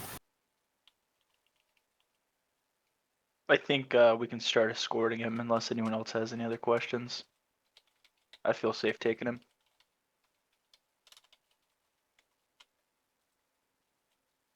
Yeah, I think I've probably fixed his cart pretty easily. All right. And so the horse can take us all. The Oh horses yeah, can take us Connor. all. I'm sorry, Connor. I forgot. When you casted Detect Magic earlier, there was a painful pressure behind your eyes. And you guys all see as Godric's eyes go solid black for a brief moment before the shimmering sheen of Detect Magic is over them. Um, um, So it doesn't like divination magic. Whoever's running this realm.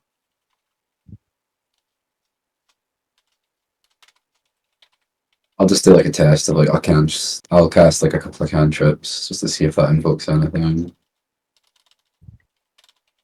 What's the first cantrip you cast?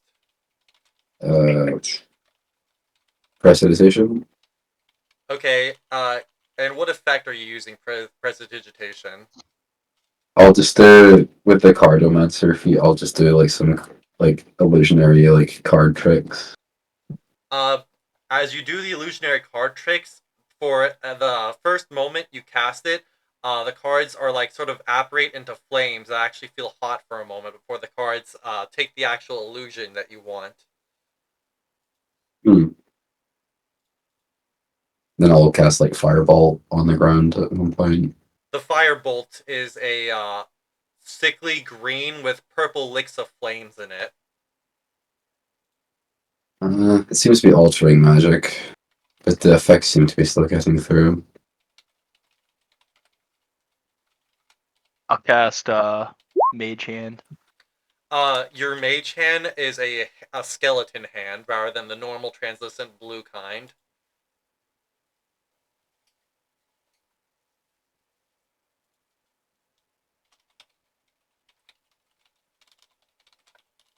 I'm gonna grab a stick from nearby on the road and I'm gonna poke it. It acts like you normally would when you poke a mage hand. All right, I'm gonna snap my fingers and let it disappear. That's weird. It does so. Noche casts the light cantrip again, this time on a rock, and once again the light is a blood red and half as bright.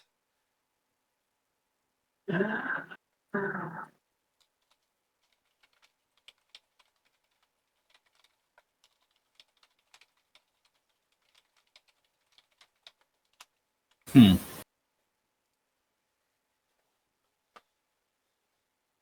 Mm-hmm. I want to try something. Okay. I'm going to walk up to a tree Okay. and I'm going to cast um, Tree Stride. Alright, you cast Tree Stride, and the tree opens up like you were breaking into a cadaver's ribcage. You actually see as the bark splits in half that underneath, instead of wood, is bloody sinews that snap like they've been pulled too taut, revealing the fleshy inside of the tree's almost beating heart-like embrace. Will you walk inside that?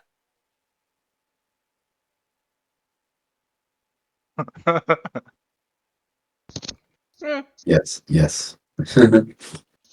Yeah, I'll go through. Alright, the spell works like normal. You can pop out in any tree within 500 feet of you. I'll it looks like it's pop still out one identified like as 30 a feet tree, down. so Alright, This is like This is like playing Minecraft and having a Halloween resource pack on.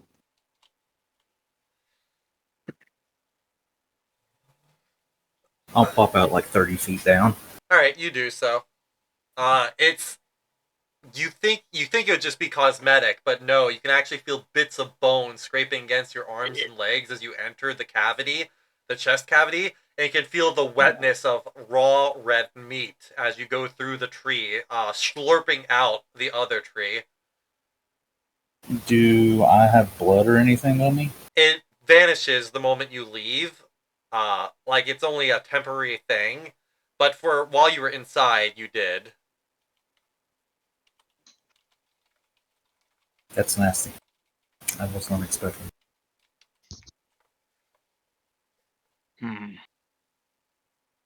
Yeah, well, I would not recommend that.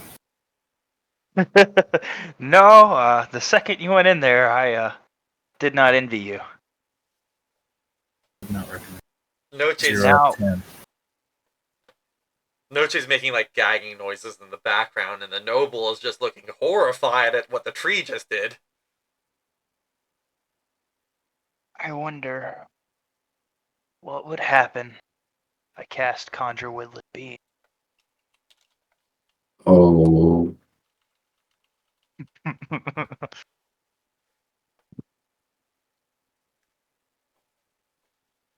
Do you want to cast Conjure Woodland Beings?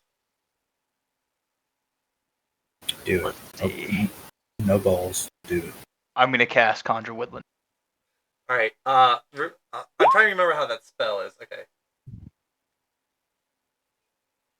Alright, what creature are you summoning? Something that can't be terrible if it does anything bad. Direwolf. Valinar Hawks. Why don't you summon some Vishtani so we can beat their ass?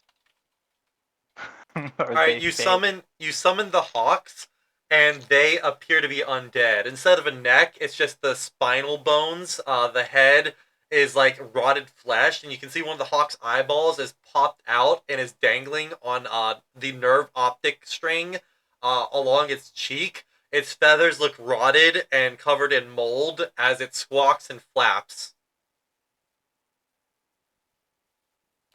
And I'm gonna snap my finger, and they're all gonna disappear. The zombie hawks vanish. Alright, Joe. I'm going to try one more thing. Okay. I'm going to do. Let me find it. It's a race ability. It was something like Summon Feywild or something. Oh, your class feature, Summon Fey. Yes. Okay, you summon the Fey spirit, and the spirit also looks like some sort of undead amalgamation of like rotting body parts and liquid gooey egg-like eyes, and it just looks like it was freshly risen by a necromancer. What a good day not to cast magic. I am going to speak to it and be like, are you a Fey from my home, or are you a Fey from this? The spirit giving flesh sort of just grins and says, "Who can say, master?" I hate it here. Okay. Wait, You're dismissed. Go away. Yes. you said your rock throw was a spell? It's a spell attack, but it's not a spell. Quay, I need you to throw a rock Where? anywhere. at the guy that we just summoned. Okay. At my Fey. Yeah, because he's being a creepy little shit that's being vague for on purpose. Okay, I'll leave him up. So I was just kidding, but I wasn't. Fuck that guy. And then they make they have to make a save. You throw the rock at them. The rock doesn't seem affected because it's more of a class feature rather than an actual spell. But the rock hits the thing and it lets out a high-pitched, glass-shattering screech in pain. Mm-hmm. Well, like I said, good thing I don't actually cast magic. At this point, the noble has taken a few steps away from you guys, especially after that scream, and you can see his eyes darting to the village, like he's guesstimating how quickly he could run over there. I mean, you're more than welcome. We're trying to figure out where we're at. I, um, I must say, I am getting pretty uncomfortable with everything you all are doing. I, I would rather not, You have see flesh more. trees, Huh? and we're making you uncomfortable? You made the flesh trees. No, those are like that already. No, they're not. I've seen trees chopped down before. It's your magic that perverted them. Look, to be clear, this is not how our spells usually manifest. We're just as creeped out as you are. This is completely strange to us. Yeah, it's Make a like my spell. Oh, go ahead. I'm sorry. you make a persuasion check, and I'll say Minrith can give you advantage because he's about to join in. But this Yeah, guy doesn't look like he believes you at all when you say that. because it's like I've opened a lot of trees, and that's not how it normally reacts. Okay, the noble just eyes you a bit. He was like, I I don't really know you guys, and I don't know magic, so I can't tell if you're being honest with me or not. But just please don't kill me. Well, if we ever get back to our home, I'll bring you and I'll show you how it normally reacts. How's that? I'll think on that.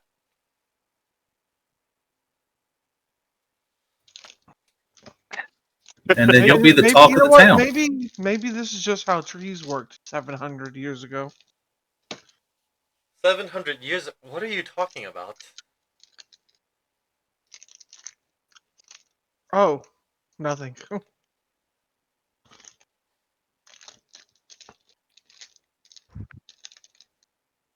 He just sort of stares at you all. To get things back on track, I'll kind of step forward.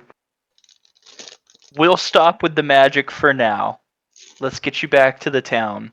We obviously need to get our bearings as well. Is there somewhere we'd be safe to stay there? Uh, I'm not too familiar with the village of Barovia. I, I know that there's an inn, the Blood on the Vine Inn, or not inn, tavern. I know there's a tavern, the Blood on the Vine Tavern. Maybe someone in there could help you. That's more than we had to work with a minute ago. All right. All right, so with the cart repaired, the noble will get on the carriage, and you guys just head to the village of Barovia. Yes. hmm Yeah. All right, you guys. It takes you about 30 minutes, we'll say, being faster on the cart, and you arrive at the village. The noble Vasily von Holtz lets out a sigh of relief as he says, "Thank you all so much. Here, to reward you for getting me safely back to the village. Let me give you a little thanks for my appreciation." And he hands out 10 gold pieces to each of you. Thank you. Wow. No need to thank me. I know it's a lot, and it was a short distance, but I am a generous man. I'm gonna pull out 10 platinum. He sort of looks at that, and he goes like, "Oh, well, um, okay then. You have a good day. You too." Uh, he I'll just, leaves. I'll just hand him back his money and give him a pat on the shoulder. uh, as you hand him You back need this obviously more than we do. as you hand him back the money, you see the coins that he gave you look incredibly old. They look ancient even. And you flip it over and you see a face on it, and it's a face of a man that you do not recognize. And in words around it, it says, "The ancient, the land, in Strahd we trust." In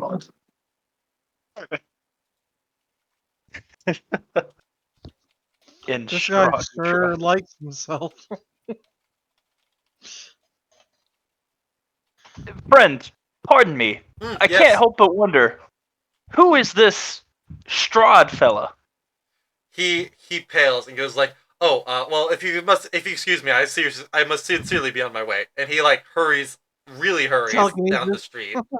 Well, that was rude. He didn't answer your question. Based on I'm his happy. reaction, he definitely got scared, like very scared at the mention of it.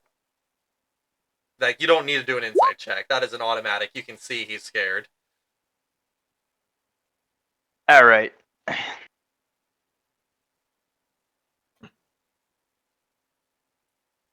On evens, I was gonna go fly and grab him, but on odds, I will do nothing. All right, yeah. The noble hurries down the street, looking all over the place as if he's keeping an eye out for unseen eyes before he vanishes in the village.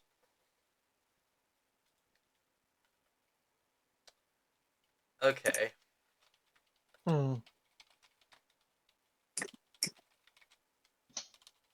Oh, we would have thought that we really need Tian.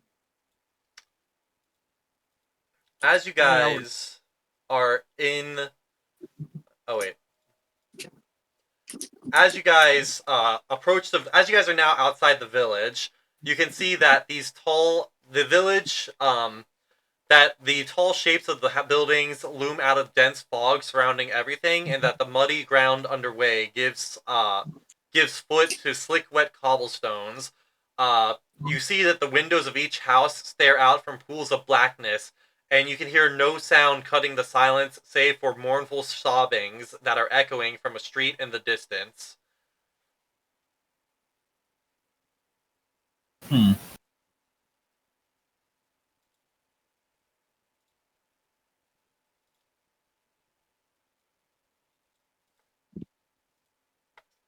I may extend the session a few minutes just to get us to the point I want us to be at before we wrap up. Let me. So, do you guys all enter the village properly? Yeah. Sure. Oh, well. Yeah.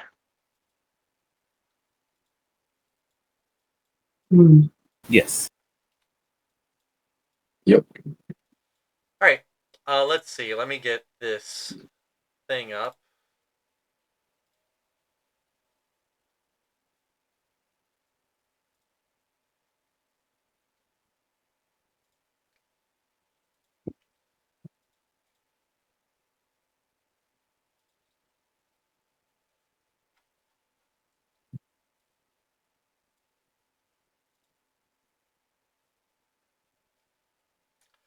As you guys head into the village and see that its houses are dark as tombstones, nestled among these solemn dwellings are a handful of closed shops. Uh, as you're looking around, you hear a soft whimpering that draws your eyes towards a pair of children standing in the middle of an otherwise lifeless street. Going to walk up to them and be like, "Are you okay?" Uh, oh, there's the girl shushes the boy who is like whimpering and turns to you and says, "There's a monster in our house." And she points to a tall brick row house that has seen better days. Its windows are dark and it has a gated portico on the ground floor, with the rusty gate hanging slightly ajar. The houses on either side of this particular building appear to be abandoned, with their windows and doors boarded up. What kind of monster? I, we I don't know. We don't know what it looks like. All we've heard is its terrible howls. Oh. Well, we can take care of it. Let's see what this big bad monster looks like. Right? But, We'll go if they, sorry, they've just said that's in their house. Have they referred to their parents at all? They have not. Where are your parents? They had to go out to get the groceries and supplies when we heard it. They should be back soon, I think. So the signal left. The parents left the house, and then they heard a monster after the parents left. It Let's, seems that way.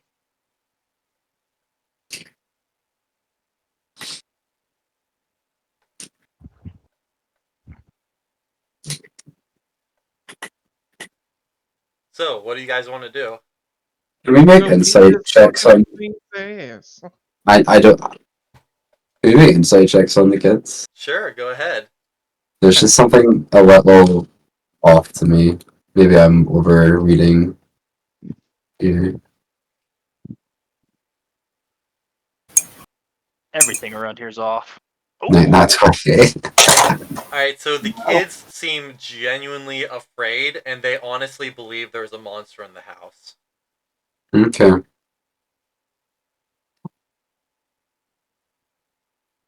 Sure. Let's go and they pointed out, yeah. Yeah, they pointed out the house. Is there anyone else around on the street? No, the streets are completely empty. Hmm. Do I just leave them out on the street over clearing the house, or do we want to try and put them somewhere safe? I mean, we can. I mean, I don't know. I mean, if it's their house, then they should be safe here, shouldn't they? Or should one of us stay here while the rest of us cleans it out? Because I don't want to bring them into a fight. Yeah, exactly. So only if Lehman's tiny hut would let me leave it after I cast it. I mean, if Quay wants to sit here with them, since he's technically the strongest. Sure, I'm good with whatever. Alright. And Minrick will pull out his sword. Alright, which I know sword are you pulling out? Let's do my 2 sunblades. Okay, you pull out the 2 sunblades and activate them, and instead of the radiant golden light of the sun that you normally expect, you get a sort of Darth Vader lightsaber that's half as bright. The red Oh, that's sunblade. new. Yeah, you're on full Sith. I'll pull You have my yellow lightsabers, and now you have fucking Sith blades. Alright, so, Quay is staying back while the rest of the party goes in the house. Yeah, I'll draw my vicious sword and go in with him. Alright, you guys enter the house.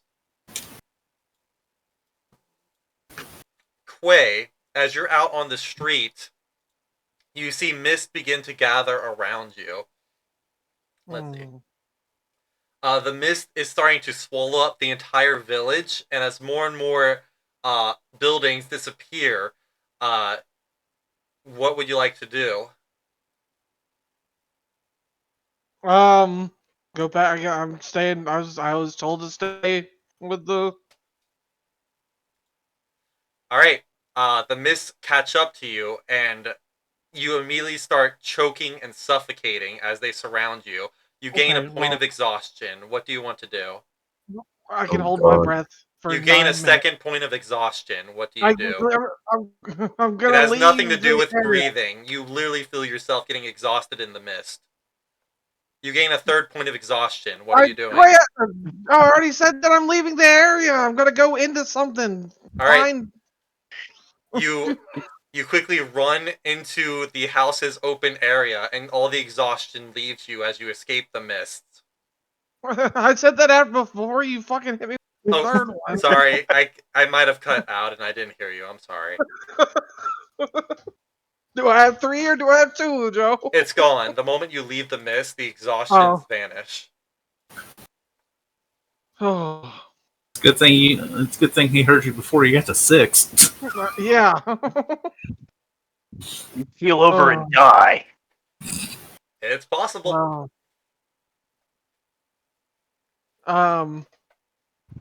I thought you were waiting outside. The Looking back, mists are bad. Yeah, looking back, Minrith, you can see mist has pretty much covered everything except this house. Like, there's a 1 foot gap between the walls of the house and where the mist is. You guys are effectively trapped in this house by mist. It will kill you. It'll leave. It leaves the second you get out of it. Sorry, where are the kids? The kids Right? vanished into the mist. I fucking knew it.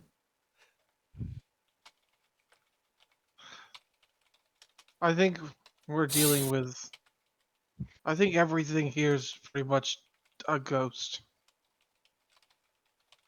Well, I'm going to start looking around and seeing if I see any signs of a monster in here.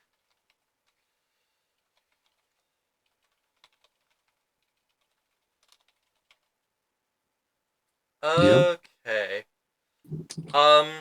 Alright, so, uh, I got you to where I wanted to be before we ended the session, so, it's up to you guys. Me and Connor have plans with Carly later, but I told her that 3 is the latest that I would be available for her, because I have to, we might extend the session. So do you guys want to wrap it up here, then we're at a good stopping point, or do you want to do a little exploring of the spooky mansion? A little exploring is what I would like to do, but I'd rather wrap up. Yeah, There, because yeah. I Yeah, got let's my wrap it kiddo. up. Alright, well, with that, we're going to wrap it up as you guys enter the death house. Dun dun dun. Dun, da, da, da. Alright, we did it. Welcome to Barovia. I'm going to do my best. It probably won't be today. I'll see if I can. But throughout this week, I will do my best to help everyone to get their shopping done and have everything you need before next session so that you can play with your new toys. Yep. I was about to say, so are we going to consider like the shopping was done before we hit Barovia? Yes, that way you have all your new purchases with you while you are in Barovia. Okay. That's why I said I'm going to do my best to help everyone between sessions because I want you guys to have this gear before we start Barovia properly, you know? Yeah. No, you're good. I just double checking. Mm-hmm. Thanks for our Alright. session, bro. You're welcome.